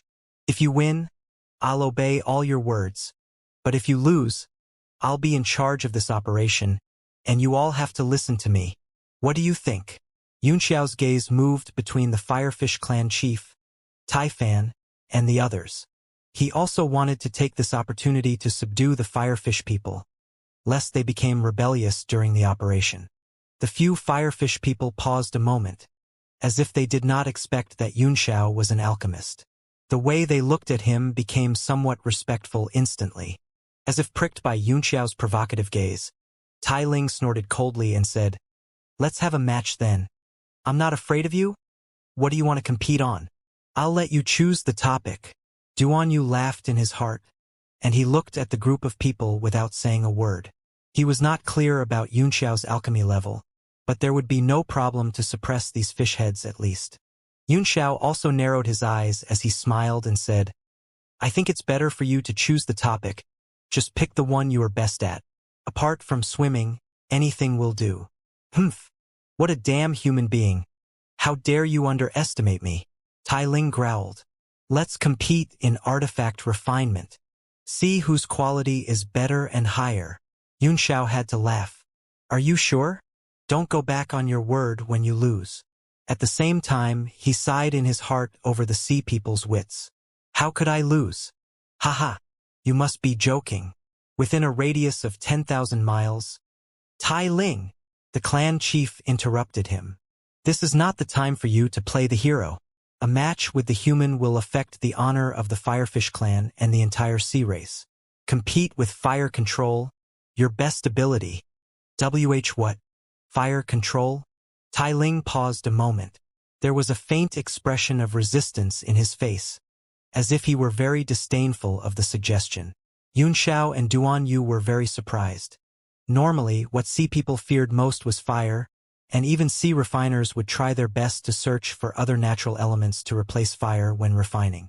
But, according to the clan chief, Tai Ling was best at fire control? Was he not afraid to turn into grilled fish? Hee. Human, my son wants to compete in fire control against you. Do you dare? The Firefish clan chief asked with a smile on his face. Clearly, he had great confidence in Tai Ling's fire control ability. Yun Xiao was very curious.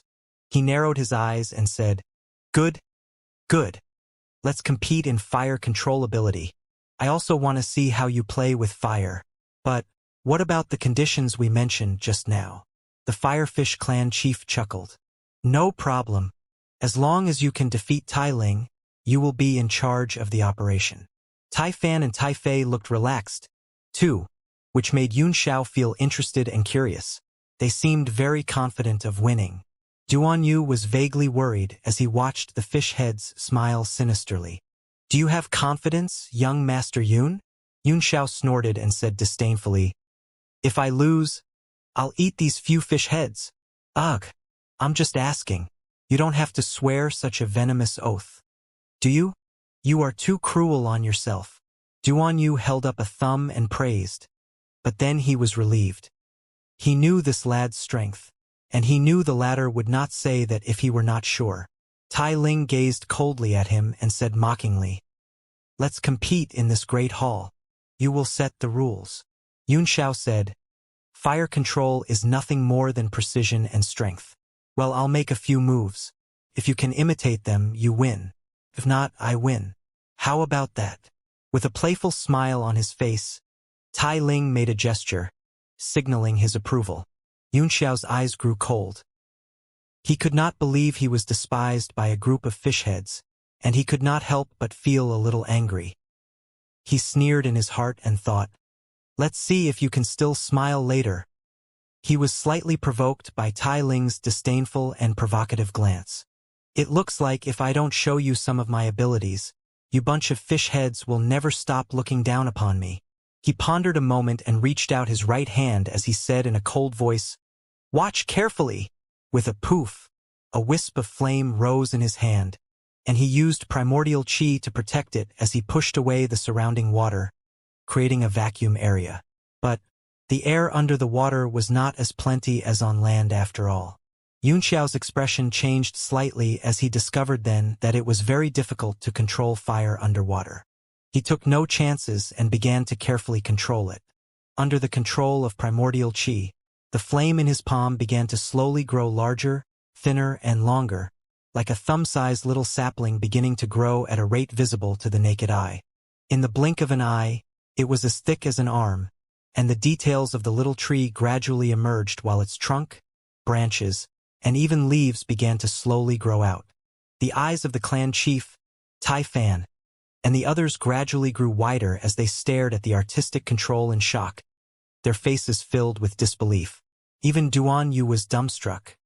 He was cultivating the element of fire as well, but all this while, he just kept increasing its power and never thought of controlling it in such a playful manner. Heaven! This is no longer playful, but freakish. Gods, what exactly have I seen? He was so astounded that his eyeballs almost fell.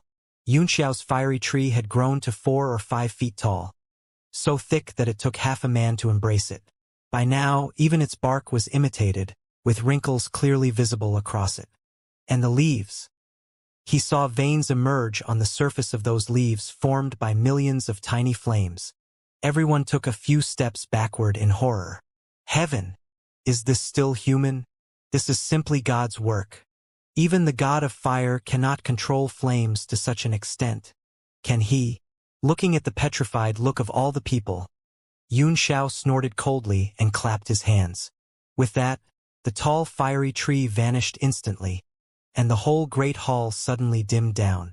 Only then did the people come back to their senses, but the way they looked at him was one of being totally convinced. Tai Ling's face was livid now with a shocked look. Have you seen everything clearly, boy? It's your turn. Human alchemists are indeed amazing. I haven't tried such a fine imitation before, But it's not necessarily impossible. Tai Ling gnashed his teeth and walked to the center of the hall. His face was extremely serious as he began to mimic Yunxiao, producing a wisp of flame in his hand and then slowly following the steps. However, when the little tree was half-grown, he frowned and quenched the fire, sinking in thoughts. At last, there was a glimmer of understanding in his eyes after quite a while, and a wisp of flame began to gradually grow in his hand. He mimicked Yunxiao's steps again, and this time, he did not give up halfway but held on to the last, gradually conjuring a tree that was 2 to 3 meters tall. Although it was not as spiritual as Yunxiao's, it was still well-formed.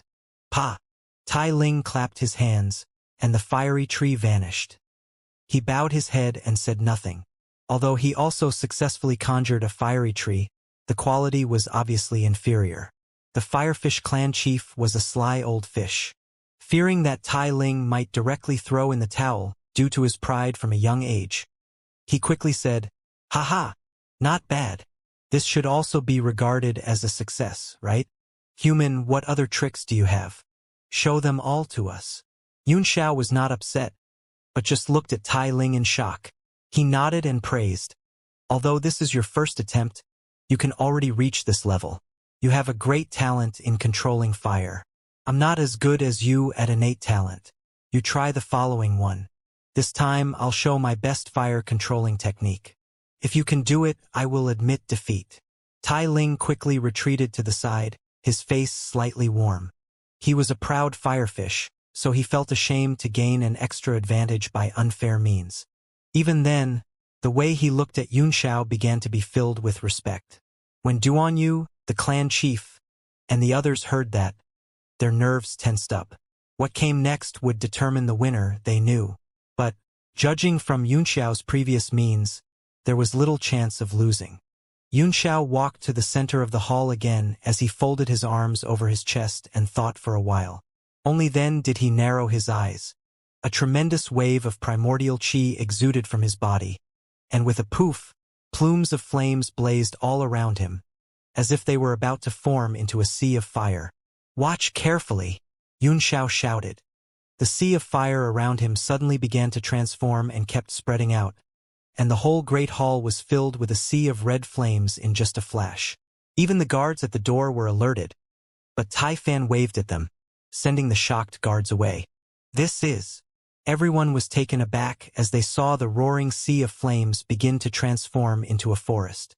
The few people present all gasped. It was really a forest.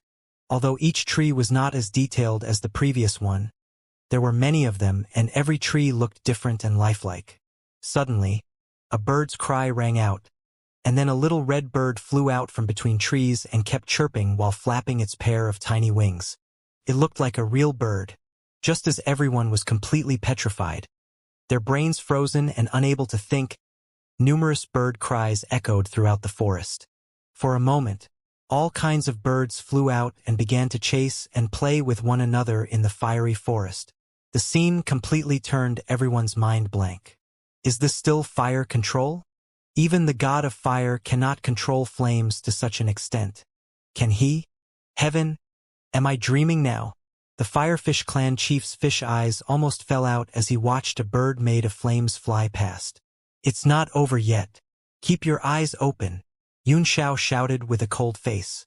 "What I'm going to imitate is the scene of 100 birds paying homage to the phoenix. I have the birds now but lack the phoenix. Watch carefully. Tai Ling, if you can do this, I'll admit defeat." Heaven. It's not over yet. The few Firefish people almost fainted, and they all kept crying in their hearts. Finished? Finished? We're completely finished. Tai Ling was dumbstruck.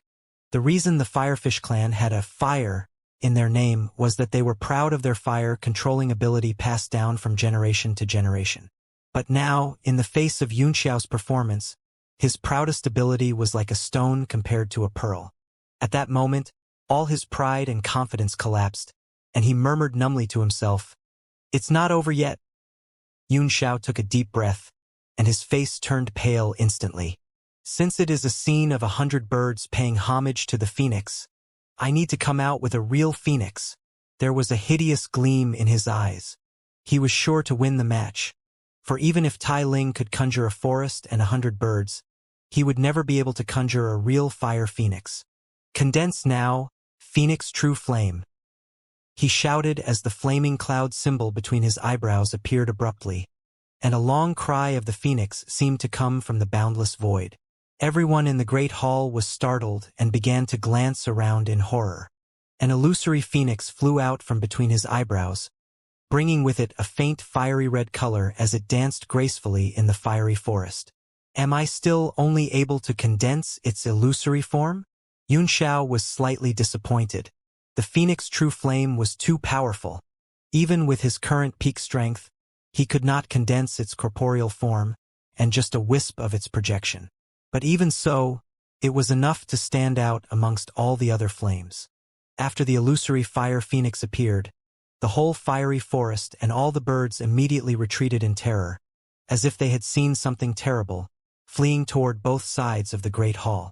In just a flash, all the shapes were destroyed. With the emergence of the illusory phoenix, Xianxia's body also began to turn into the glazed body, gradually becoming transparent. Unfortunately, it still could not meet the ideal requirements. He sighed softly and clapped his hands. All the flames vanished, and the great hall grew dimmed instantly. Suddenly, he felt a throbbing sensation gradually rising from within him, and a surge of primordial chi began to flow through his meridians. Ha! I'm a 2-stars great martial master now? This is so slow. Xianxia smiled faintly as he sensed his own advancement. In fact, his speed was already very heaven-defying, but it was still not enough compared to his requirements and expectations. Hey! What are you doing? He looked up and was instantly taken aback by the petrified look of the few people. Duanyu and the 4 firefish people were completely frozen, almost turning into statues, with their mouths wide opened and their eyes widened. Compared to the shock from his fire-controlling technique, his advancement to a 2-stars great martial master was completely ignored by everyone. Xianxia shouted at them and even knocked Duanyu on the head a few times, and only then did the latter come to his senses and cry out, "Young Master Yun, you are so amazing. I really want to kneel down before you." Plop! As soon as he finished that, the Firefish clan chief on the side knelt down directly. "What are you doing, Lord Clan Chief?" "I was just saying. Why did you really kneel?"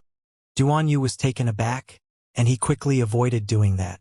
Although the clan chief was old, he was a martial emperor after all, and Duanyu did not think he deserved that. Xianxia was shocked as well. "Lord Clan Chief, what are you doing? Even if you admire me very much, you are old and don't have to offer me such great courtesy." "My lord! Dad!" It was then that Tai Fan, Tai Ling, and Tai Fei came to their senses. They hurried over to help the clan chief up, but he pushed them away and shouted, "Get down on your knees, all 3 of you." The trio was struck dumb instantly. "What is this? It is shameful enough for you to kneel on your own, and now you want us to kneel too." Even Xianxia was dumbfounded. While trembling, the Firefish clan chief said agitatedly, "Holy Herald, Lord Holy Herald, you are Lord Hold Herald." "Holy Herald?" Xianxia did not understand. "Dad, what nonsense are you talking about? Get up quickly." Tai Ling hurried over to help his father up, but was knocked in the head with a punch by the clan chief, making him jump away in pain. The clan chief bellowed at the few of them, "Quickly pay homage to the Lord Holy Herald, all 3 of you." Tai Ling, "Old Fishhead, get up quickly and make yourself clear. Look at the 3 of them. Their eyes are burning as if they want to devour me now." Xianxia hurried over to help the clan chief up. The clan chief glanced at the fuming trio and gave a cold snort. Only then did he grab at Xianxia's hand tightly and said in an almost sobbing voice, "Your Excellency, I never thought I would see you in my lifetime." "This?" Xianxia said lamely. "We can exchange our addresses and contact information later, and there will be plenty of opportunities for us to meet each other in the future." The Firefish clan chief was thrilled for a while before he said, "Your Excellency may not know why yet." He turned to the other 3 and said, "And you too. Do you know the origin of the Firefish clan?" "Origin? What origin could we have?" Tai Ling froze. The clan chief said in a deep voice, "Humph. Although we, the Firefish clan, are not comparable to those descendants of the true spirits, we are not nameless people either. Do you know the origin of the Kunwu divine tree?" Everyone looked blank, but Yunxiao's eyes gleamed as he said thoughtfully, "A Kunwu divine tree was the dwelling place of a true spirit phoenix in ancient times, which was burned by the phoenix's nirvana fire, reborn together with the phoenix, and eventually became a Kunwu divine tree." He seemed to have understood something. He did have the phoenix true flame in his body. "Exactly. Your Excellency is indeed the Lord Holy Herald." The clan chief's eyes shone with excitement as he said, "In the ancient times, the Firefish clan was just an ordinary sea school. It was in this sea area that a true spirit phoenix entered nirvana on a Kunwu divine tree, and the nirvana fire accidentally burned one of our ancestors. The ancestor thought he would die, but instead of dying, his body transformed significantly under the burning of the divine fire. From then on, he not only had an extremely keen perception and desire for fire, but his body structure also became very suitable for cultivation. Later on, the ancestor even stepped into the realm of martial sovereigns and turned our clan into an overlord in this region. Did that really happen? Then why is it that none of the Firefish people could step into the Nine Heavens realm over the last 10,000 years? Even the Eight Desolation realm is unheard of. Only some thousands of years ago did one of our patriarchs manage to reach the peak of the Seven Constellations realm, but he also stopped at that realm. Tai Fan paused for a moment before he asked. The Firefish clan chief sighed and said, "I also thought about this question for a very long time, and finally I understood the reason. The nirvana fire of the true spirit phoenix had transformed our ancestors' bloodline. But since then, the bloodline began to grow thinner through the later generations. Today, the power of the Firefish bloodline is no longer enough to let us break through to the Eight Desolation realm. Moreover, if this were to continue, it will get more difficult for us to break through to the Seven Constellations realm. I'm really worried that one day, the Firefish clan will be reduced to the level of sea schools again." Tai Fan and the others were startled, and they said in horror, "Then what should we do?" The clan chief's eyes glowed as he stared at Yunxiao and said excitedly, "I'm not worried anymore now. The arrival of the Lord Holy Herald is the help that heaven has sent to us. Just now, I felt an extremely warm and desirable power from the illusory phoenix Your Excellency conjured, and the ancient power lying dormant in my bloodline seemed to have slightly awakened. Your Excellency must have the phoenix divine flame, right?" The others were all staring at Yunxiao while Duan Yu was extremely shocked. A true spirit phoenix was a legendary being that existed in ancient times, and whether it was real or not remained to be verified. But now, he actually met a group of fish people transformed by the phoenix true flame, and the divine fire, which according to the legends could burn off everything and make one reborn, was owned by a young man. Yunxiao did not expect this to be the case. He paused for a moment, and then he nodded his head slightly. Everyone gasped and stared at him in horror. The clan chief was the only one who cheered as he knelt once again and burst into tears. "Heaven saves my clan! Heaven saves my clan!" While frowning, Yunxiao said, "Even though I have the phoenix true flame, how can I help you? I can't just burn you all over again, can I?" That gave the clan chief a pause. He pondered for a moment and said, "Just now, when Your Excellency summoned the true flame, I felt the revival and awakening in my bloodline. I think Your Excellency must have a way. Since heaven has sent you here, you must be here to help the Firefish clan," he said confidently while Tai Fan, Tai Ling, and Tai Fei looked at Yunxiao with respect. Tai Fei hurried forward and got down on one knee as he said, "I've offended Your Excellency just now. Please punish me." Yunxiao felt a little dizzy and said hastily, "Don't be too courteous. I don't feel comfortable. I don't know how to help you, but if we can get inside the Kunwu divine tree, there will be no problem for me to fulfill the two things I mentioned earlier." "Yes," the Firefish clan chief said loudly. "It was inside the Kunwu divine tree that our ancestor was burned by the nirvana fire. The divine tree must be the key to the revival of our clan." His words soon struck a chord with Tai Fan and the others, and as they were already deeply convinced by Yunxiao's fire-controlling technique, They immediately believed with great certainty that he was the holy herald sent by heaven. After that, things became much simpler. Since everyone had the same goal, they set out directly toward the Kunwu divine tree. The clan chief had planned to hold a reception ceremony and ask all his people to pay homage to the Lord Holy Herald. But Yunxiao hastily stopped him. After that, Yunxiao, Duanyu, the clan chief, Tai Ling, Tai Fan, and the other 2 leaders, as well as Tai Fei, a total of 8 people quietly set out from the Firefish's territory, heading in the direction of the Kunwu divine tree. 10,000 years ago, the area where the Firefish people lived originally included the Kunwu divine tree, but it was later found that the vicinity of the divine tree was not suitable for living creatures. So, they gradually migrated out and only sent people to pick the leaves of the divine tree for their people to eat from time to time. It was not until the divine tree was occupied by the Razor Clam clan that they gave up completely.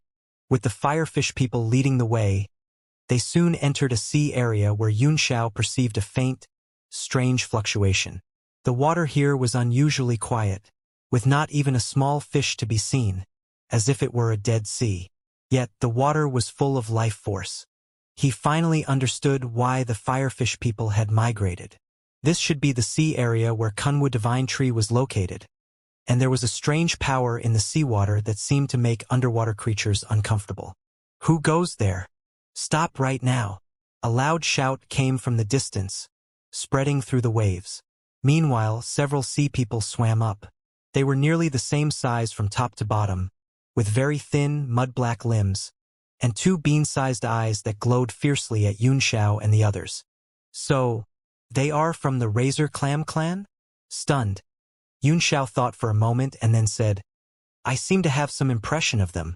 That gave the Firefish clan chief a pause, and he asked in surprise, Did your excellency meet the Razor Clam clan before? Oh no, I have seen similar sea schools. Yunxiao gave a vague answer. At that time, he was on the run and had killed heaven knows how many sea people and many experts of the 9 Heavens realm. So, even though the Razor Clam clan had sent a large number of their people to stop him, he did not remember them much and just felt a little familiar when he saw them. I see, said the clan chief. Your Excellency, do we rush over or? Of course we rush over. Yunxiao analyzed. With our strength, we can get through even when we meet their 9 stars Martial Grandmaster, unless we meet 2 9 stars Martial Grandmasters at the same time. But this sea area is so huge and I don't think our luck will be that bad. Kill these few people and speed up. Now that there are guards, I think the Kunwu divine tree is not far away from here. Your Excellency is truly wise. The Kunwu divine tree is just some 300 miles ahead. Looking murderously at the few Razor Clam people swimming toward them, the clan chief said in a cold voice, Tai Fan, kill them quickly. Don't waste the Lord Holy Herald's time. Understood.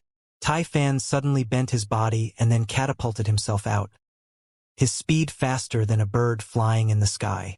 Before the few approaching Razor Clam people knew what was happening, they saw their upper and lower bodies separate and then their consciousness vanish. Speed up and rush into Kunwu divine tree without a stop. Yunxiao shouted lightly, and the 8 people immediately turned into a sharp arrow, flying ahead at top speed. The sea was really vast and boundless. Apart from the few Razor Clam people, they did not encounter any other marine creature. Soon, Yunxiao's divine sense discovered a towering tree, which was coiled at the seabed like a huge ancient city and was shocking to look at. Since this Kunwu divine tree is the place where the true spirit phoenix was reborn, why is it on the seabed? The question popped into his head, and he asked it unknowingly. The clan chief said, Your Excellency, this divine tree was indeed on an island in those days. Later on, the sea changed countless times and brought it down to the bottom. I see. Everyone, be on your guard. There are many Razor Clam people inside this divine tree. Yunxiao reminded them in advance.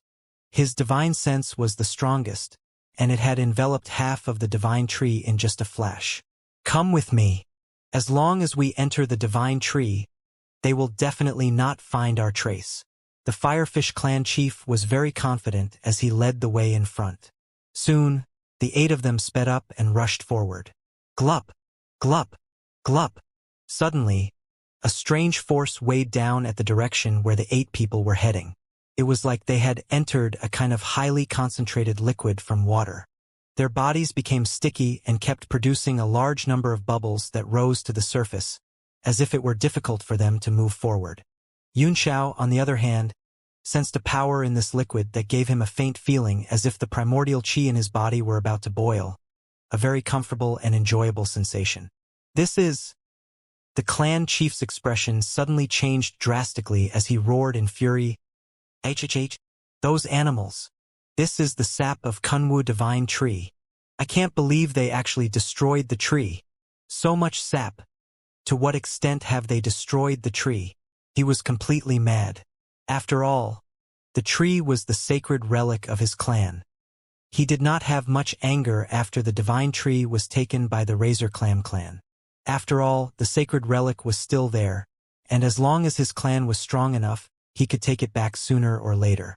But now they actually began to destroy the sacred relic, and once it was destroyed, his clan would lose it forever.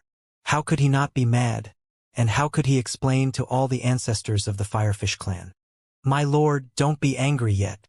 Now that it has been destroyed, it is too late to stop it. Let's figure out the situation before we make any plans. If my prediction is correct, they are using the sap of this Kunwu divine tree to enhance the strength of the whole clan. The Razor clan is more talented than you, and it will be troublesome if they can directly absorb the divine tree's power. Xianxia said worriedly. There are indeed several powerful forces in this divine tree, but as they lay dormant, I couldn't tell the actual situation.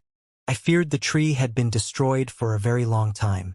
Let's go inside the divine tree first. They were about to swim over when a cold voice suddenly called out, Who are you? How dare you trespass the restricted area of the Razor clan? You're courting death. The seawater in front of them began to roll and kept spinning outward, revealing 7 Razor clan people, each with a steel fork in hands. Judging from the aura emanated from one of them, he was clearly a martial grandmaster. These sea people all had one thing in common, that was, their favorite weapons were steel forks. So, no matter what clan, 3-pronged steel forks were the most commonly used weapons. Apart from imitating a divine weapon of the bow family, steel forks were a kind of extremely material-saving weapon, and they were easy to use in water. Whoosh! This time, 7 people except the clan chief struck out at the same time without Xianxia's order, beheading the few enemies before they could even respond. The martial grandmaster was taken aback by the aura that exploded out from them, and he roared hoarsely in the next instant. You are... Ah! All 7 enemies were killed in a flash. Who goes there? That finally alerted a Razor clan expert. A domineering voice rang out of the Kunwu divine tree, and a powerful aura gradually approached. Ignore that. Let's go inside first. Xianxia snorted coldly as he took the lead in rushing into the huge Kunwu divine tree and disappeared into it instantly. The others followed closely behind. This Kunwu divine tree was an ancient divine artifact. Inside it was a world of its own, with tree branches that stretched so long that no one knew how far they went, and so wide that it felt like standing on flat ground. They extended and connected in all directions. It was so confusing that even the Firefish clan chief had to stop and think for a moment after taking every few steps. Xianxia's most urgent goal was to find the soul-nourishing wood, which could only be produced after the Kunwu divine tree absorbed a large amount of life force and souls, and generally it could only be found near the core of the divine tree. The simplest way was to cut a way through the tree, but the Firefish people would obviously not agree to that, and it would attract enemies as well. The deeper they went, the uglier clan chief's face grew. There was a lot of sap here, and the concentration was very high. Clearly, the divine tree had been seriously damaged. After walking for about 10 minutes, they came to a stop. Looking at a huge broken branch, the clan chief's face turned extremely dark. A large amount of sap was overflowing from the fracture, and a very strong scent came blowing into their noses. As he sniffed at the scent, Xianxia felt that his cultivation base, which had just broken through, began to show signs of improving, and the phoenix true flame, which hid in the depths of his soul, seemed to have sensed something as well and began to turn active. Under the twitching of the flame, His body became extremely warm and flushed faintly. "Are you all right, young Master Yun?" Duan Yu was the first to discover Yunxiao's anomaly, and he asked in shock. "I'm fine," Yunxiao said lightly, but the look in his eyes grew fiercer. He gently swept the fracture with a hand, and his one chi of destiny absorbed the almost solidified sap into his body.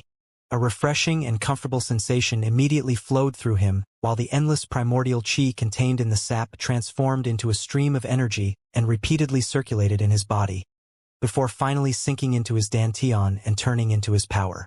What delighted him even more was that the flame in the depths of his soul also seemed to be nourished and become somewhat active. He had been unable to control the phoenix true flame and could only summon its illusory form.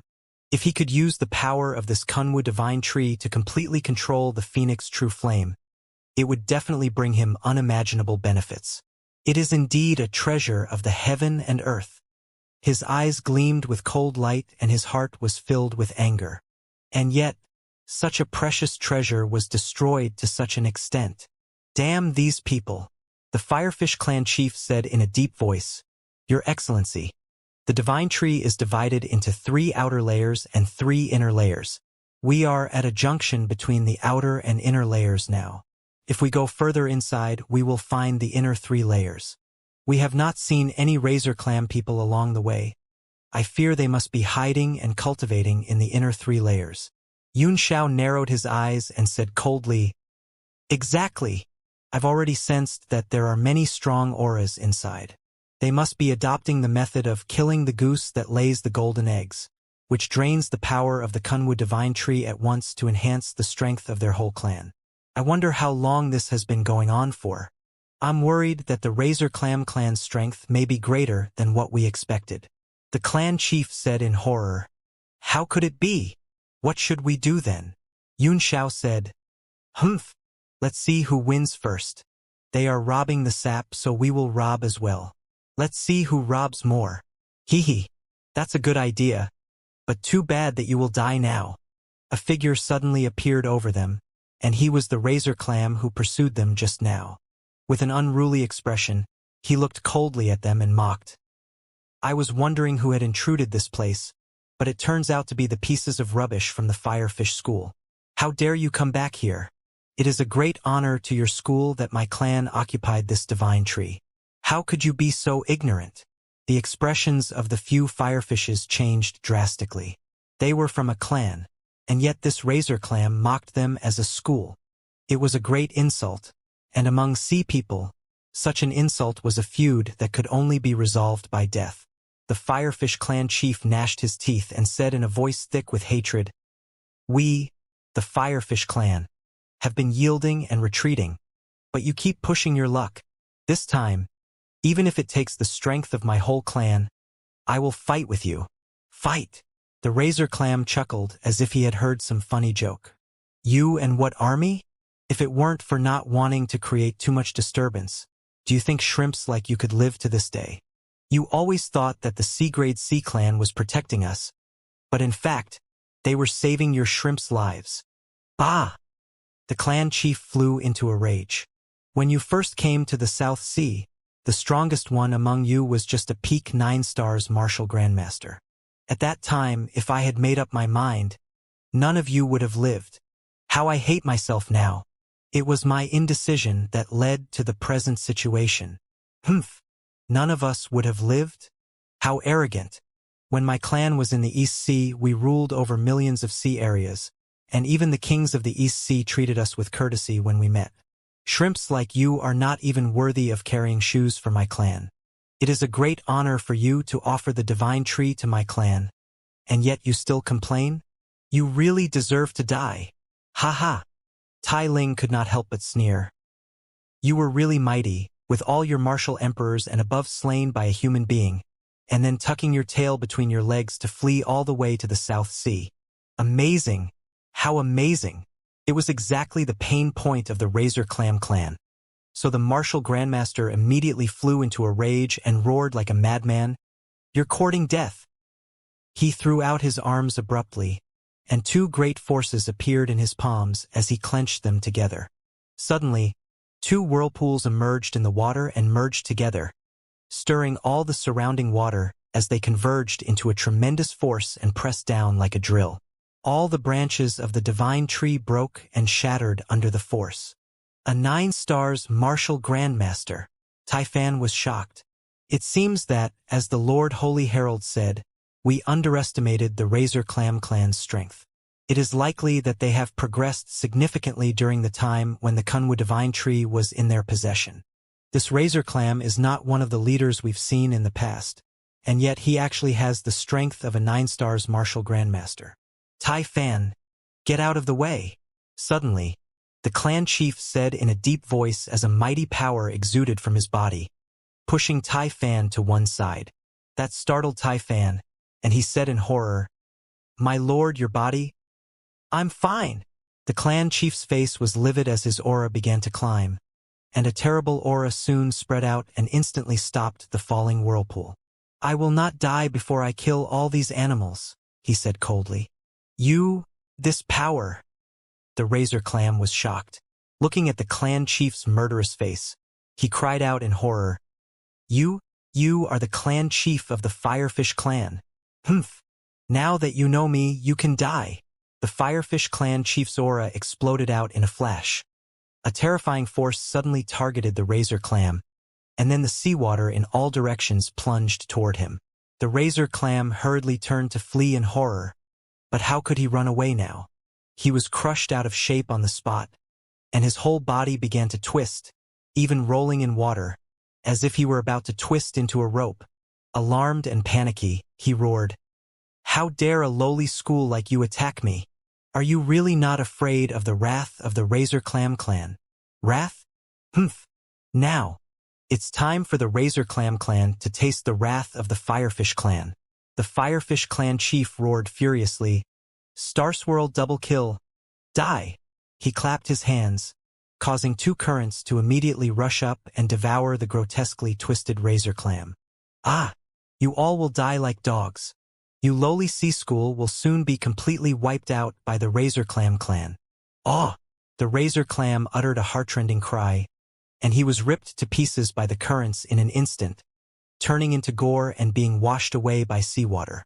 "My lord, are you all right?" Typhon held the clan chief in grief and indignation.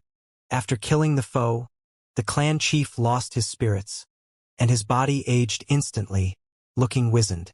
With his eyes turning red, Typhon said bitterly, "It's all my fault. I should have cultivated harder. I can't even finish a 9 stars martial grandmaster and had to rely on you. Dad, you'll be all right." Tai Ling hugged the clan chief and burst into tears. Your Excellency." The Firefish clan chief grabbed Xianxia with a trembling hand and begged, "Your Excellency, I have to entrust the future of the Firefish clan to you. I'm afraid I can't walk to the core of the Kunwu divine tree. Typhon will lead you there." While frowning, Xianxia lifted a hand with a slender gold needle between the fingers and quickly stabbed the clan chief a few times. Then, he took out a medicinal pill and made him swallow it as he snorted coldly and said, "Don't make it like you are about to be parted by death. You're just running out of vitality. We are inside the Kunwu divine tree, the place with the richest life force between the heaven and earth. Even if you want to die, it's not going to be so easy." Ugh! After taking the medicinal pill, the clan chief immediately felt the weariness gradually fading away from him, and he began to feel refreshed. He looked at his body in shock and said, This what? Lead the way." Xianxia looked at him with a smile. Yes. Thank you, Your Excellency." "Haha, I don't have to die now." The clan chief's eyes glowed and his face filled with great joy. He turned and looked at Tai Ling and the others with tears on their faces as he snorted coldly, "Why are you crying? I'm not dead yet. Are you so eager to see me dead?" "Humph." "Ah." They were all dumbfounded and did not understand what Xianxia had done. Tai Ling was a sea refiner, and his eyes lit up as they filled with desire when he thought of the other's gold needle technique. Suddenly, Xianxia sent a voice transmission, "Clan Chief, I just temporarily held back the failing of your body. When we get to the core, I'll construct an array and add 100 years to your life. But before that, you must not strike again, or you will definitely die. The clan chief's body trembled slightly, and he gave Yunxiao a grateful look over his shoulder. Yunxiao chuckled and said, "Don't look at me with such ambiguous eyes. Let's leave quickly. I sense several powerful auras approaching." The clan chief's eyes flickered and sped up. Just a moment after they left, a dozen figures suddenly appeared at the place where the razor clam turned into gore. They were all slender razor clam people. One of them had a faint yellow glow over his body, and his aura was totally beyond the others. He glanced coldly around and said, "I sensed 8 different auras. The weakest one is a great martial master, and there is a martial emperor as well." "What?" A razor clam was taken aback, and he said shockingly, "I can't believe there is a martial emperor. What should we do, Lord Delay? Do we need to inform the other lords?" "No need. They are all meditating in seclusion," Delay said lightly. "Judging from the aura, the martial emperor is not very strong. He should be just a 1-star martial emperor. The other 7 are not a concern. Recently, it has become more and more restless. I wonder how long this divine tree can be absorbed by our clan." The razor clam laughed and said, "This Kunwu divine tree is the largest one I've ever seen in my life. I think we'll have no problem absorbing its power for another 100 years. That firefish clan is really a lowly race. I can't believe they didn't use such a precious treasure when it was in their possession."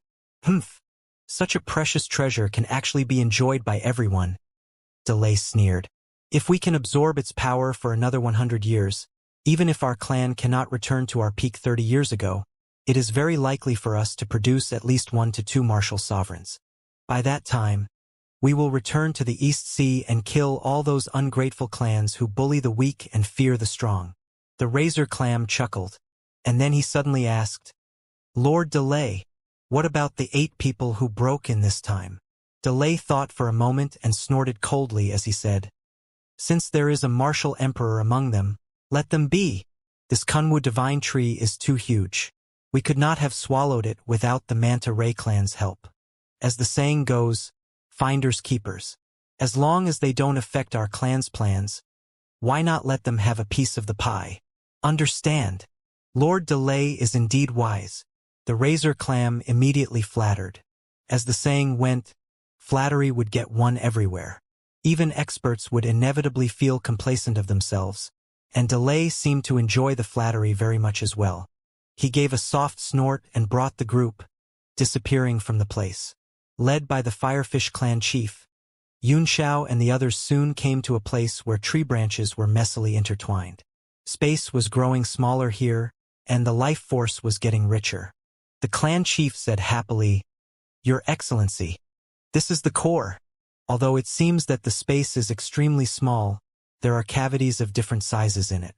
We just have to find one and cultivate inside." "Not bad," Yunxiao said faintly as he pointed a finger at a branch beside him.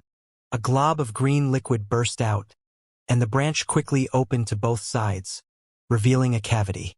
"Is this one of the cavities you mentioned?" The Firefish clan chief's eyes grew wide as he said in shock, "How did your Excellency do that?" "Although there are many cavities here, they are very difficult to find, because even though the branches here are weak, they can repel divine sense." Yunxiao said nothing and swam straight into the cavity. He also did not understand why he knew there was a cavity next to him. Maybe it had something to do with the Phoenix True Flame inside him. The cavity was the size of a basketball court and surrounded by branches of the Kunwu divine tree.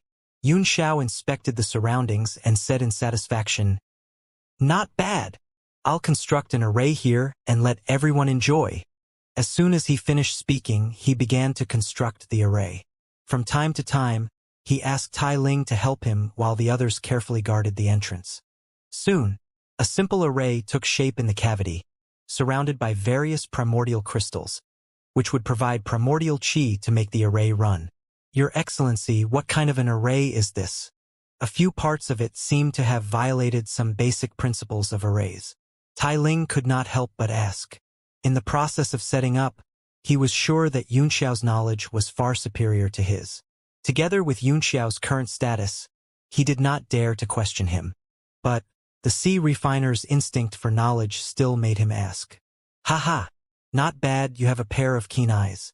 This array is a simplified version of the One Chi of Destiny array, which can directly absorb the spirit chi in precious plants and minerals and convert it to one's energy. It is an ancient array, but as the precious plants and minerals in the heavenly martial realm have dried up, it is no longer as famous as in the past. But there are still many treasures in the four seas. When we get out of here, I'll teach you this array. He gradually grew fond of Tai Ling, who was a talented youth. Had it not been for his race, Yunxiao might have considered taking him as a disciple. Really? Thank you, Your Excellency, Tai Ling said excitedly and loudly. Alerted by the voice, the Firefish clan chief and the others came over. Looking at the complicated array on the ground, Duan Yu felt dizzy. He only recognized those glinting primordial crystals. Young Master Yun, can this array alone help us break through? He asked while the others looked expectant and dubious as well. Yes, don't underestimate this array. It is an array that was frequently used by almighty experts in ancient times. It's a pity that the natural primordial chi is growing thinner and thinner now. Apart from the sea, where can we find such amazing precious plants and minerals to use this array? You don't have to doubt. Just go into the array. Everyone rushed in and sat cross-legged down. Yunxiao sent out a few incantation seals, causing the primordial crystals to burst into light and begin supplying primordial chi to the array. The primordial chi contained in ordinary primordial crystals was greater than primordial stones, and this was the reason why marine resources were richer. Soon, a strange feeling began to spread in the cavity. This feeling of spirit chi. The clan chief was the first to have his eyes lit up, and he said in great joy, "Haha, so strong. I can't believe it can be directly absorbed and converted into energy. Heaven, Lord Holy Herald, you are so amazing." Others began to gradually feel the overwhelming amount of spirit chi as well, and they were all extremely astounded. Tai Ling said excitedly, "Such a high concentration of spirit chi. If we can cultivate here for 1 year or half a year, I think it is very likely that we can break through to the realm of martial supremes or even martial sovereigns." Looking at their cheerful and excited expressions, Yunxiao smiled in his heart. No amount of Kunwu divine trees could stand the absorption of his One Chi of Destiny array, and if the 8 of them used it at the same time, the divine tree might not last 10 days or half a month, not to mention 1 year or half a year. Moreover, this array directly absorbed the spirit chi in precious plants and minerals, which would turn into ordinary objects after all of their spirit chi was drained. It was more destructive than the Razor Clam clan's method of cutting the tree and sucking its sap. As long as the tree was alive, it could still recover with its branches cut. But the method of directly absorbing its spirit chi was like killing the goose that laid the golden eggs. Unless this Kunwu divine tree could survive for another tens of thousands of years or even longer, it could never recover to its previous condition. He wondered what these few firefish people would think if he told them the truth, but Yunxiao could not bother so much at this moment. Even he could not help but be tempted by such incredible spirit chi, and he soon began to absorb it crazily. As time went by, they were completely immersed in great joy. The Firefish clan chief clearly felt that his body was gradually coming back to life, and a long-lost feeling of youth was returning as well. The 3 leaders headed by Tai Fen all came here with injuries, but it did not take long for them to fully recover after absorbing the spirit chi in the array. Moreover, they had begun to push for higher realms subsequently. Tai Fei and Tai Ling were overjoyed as well, and they were all stunned by the rapid growth of their energy. Yunxiao benefited even greater. He had used a small trick when operating the array, so the position he sat at was the array core in the center, where the spirit chi was the richest. Although he had just advanced to a 2 stars Great Martial Master not long ago, he quickly reached the peak of the 2 stars and began pushing for the 3 stars. A moment later, he opened his eyes slightly and said with a smile, "Oh, I'm already a 3 stars Great Martial Master? That's a pleasant speed." Duan Yu, who was on the side, also noticed Yunxiao's advancement. He was startled, and then a wry smile brushed his lips as he frowned and sighed. "Sir Duan, what's going on? Why hasn't your energy changed at all?" Yun Xiao frowned and his pupils constricted slightly as he stared at Duan Yu's body, as if he wanted to see through it. Duan Yu pondered for a moment before he said embarrassedly, "My body is sealed by someone." "What?" Yun Xiao was taken aback. He hurried over and threw out a palm, the force of which ripped Duan Yu's clothes, revealing a muscular body. 3 small dots that looked like tadpoles could be clearly seen on his chest, forming a circle. "This?" Yun Xiao was momentarily stunned, and he blurted out, "A triple ghost eyes seal." Duan Yu trembled, and his eyes were full of fear as if he had recalled something horrible. But what shocked him even more was that Yun Xiao recognized the seal. How did you know about this triple ghost eyes seal?" Yun Xiao was speechless. He swallowed and asked, "Who put this seal on you?" "Who? Since you recognized it, can't you guess who put it on me?" Duan Yu was somewhat puzzled. "Are there many people who know how to use this seal?" "I found many alchemists, but none of them could do anything about it." He paused for a moment and asked, "Young Master Yun, can this seal be removed? Hua Qianshu, Mo Xiaochuan, Jun Ruyun, or Haolian Xiaohuang?" "It can't be Yang Di, as he doesn't have the ability." Yun Xiao read the names of his disciples one by one, and then he smiled and said, "You must be more than a 7 stars martial grandmaster in the past. Once this triple ghost eyes seal is cast on a person, not only can he not absorb any primordial chi to cultivate, but his cultivation base will be constantly devoured by the seal and gradually decline. TSK, what level were you in the past? A 9 stars martial grandmaster? Or a martial emperor?"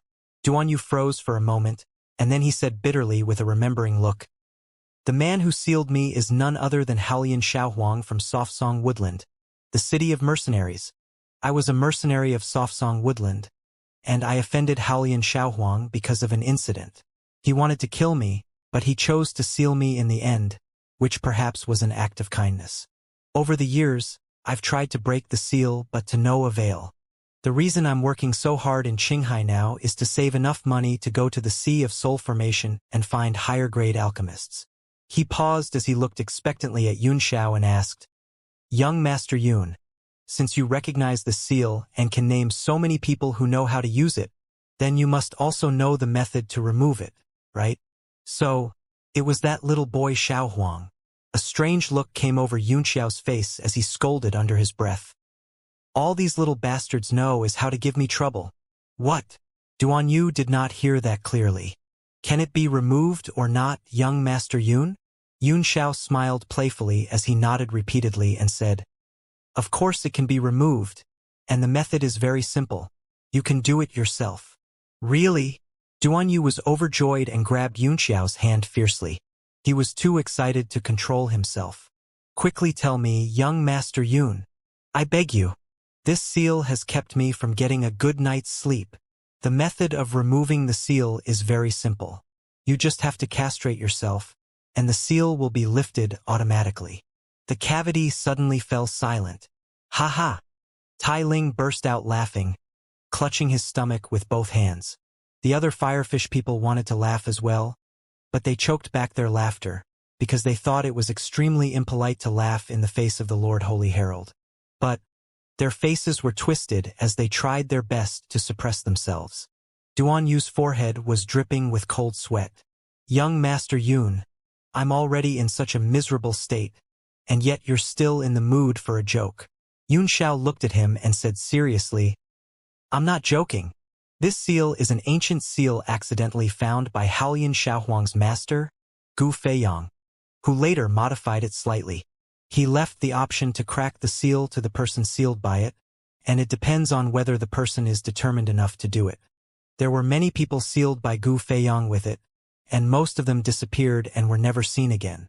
But there was a martial sovereign named Renbubi, who forcibly castrated himself and cracked the seal." The expressions of the few firefish people changed drastically when they heard Gu Feiyang's name. They did not like him at all. "Ah!" Duan Yu's mouth grew wide.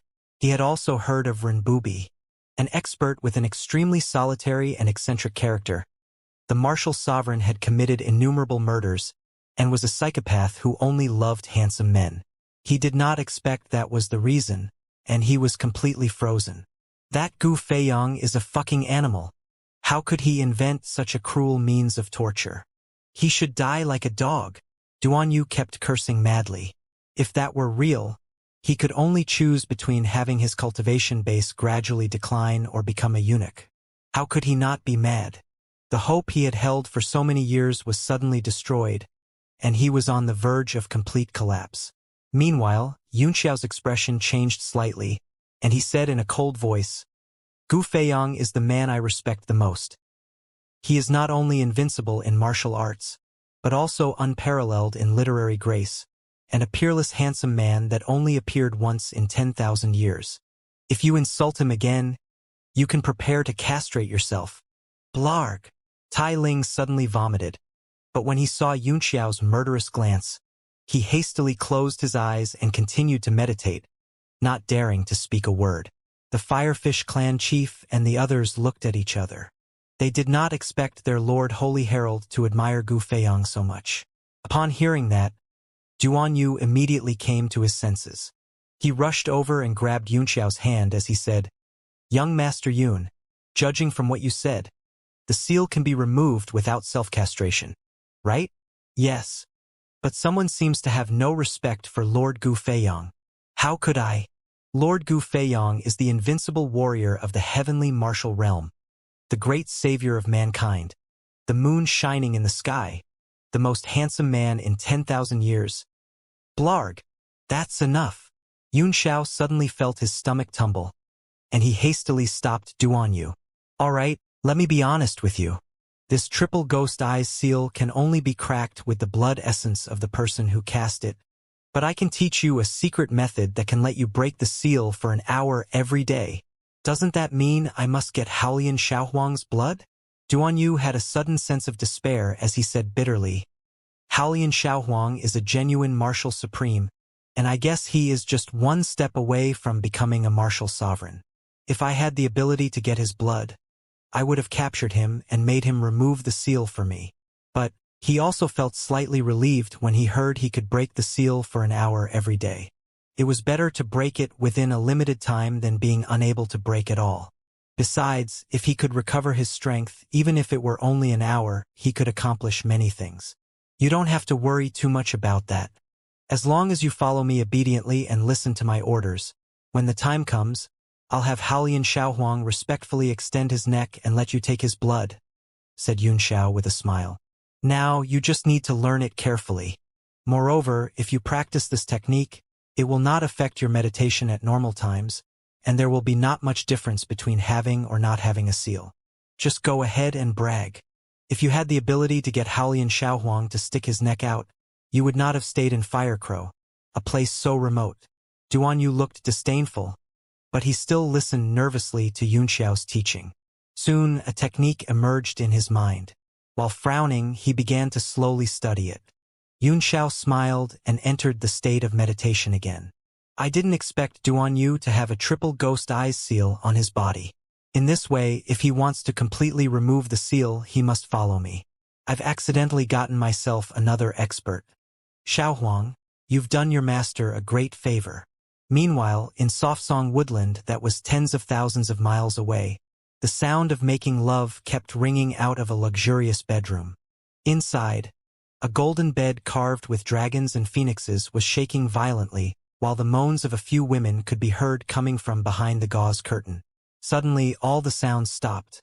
Why did you stop suddenly, my lord? A woman said in a delicate voice. I want more. Yeah, I want more too. The few women complained noisily, their faces filled with desire. The man sighed. Somehow, I suddenly thought of my master who had died so early. Lord Haolian's master? He must be very strong, right? A woman blinked and chuckled meaningfully. Hee hee.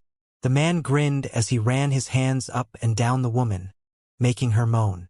My master's way of picking up girls is to stay loyal to the one he loves. Humph, in my opinion, there is nothing more stupid than that in the world. I think my way is better, keeping every girl I meet and then having fun together. This is the right way. All the women in the bed laughed. You're so bad, my lord. You should be his master.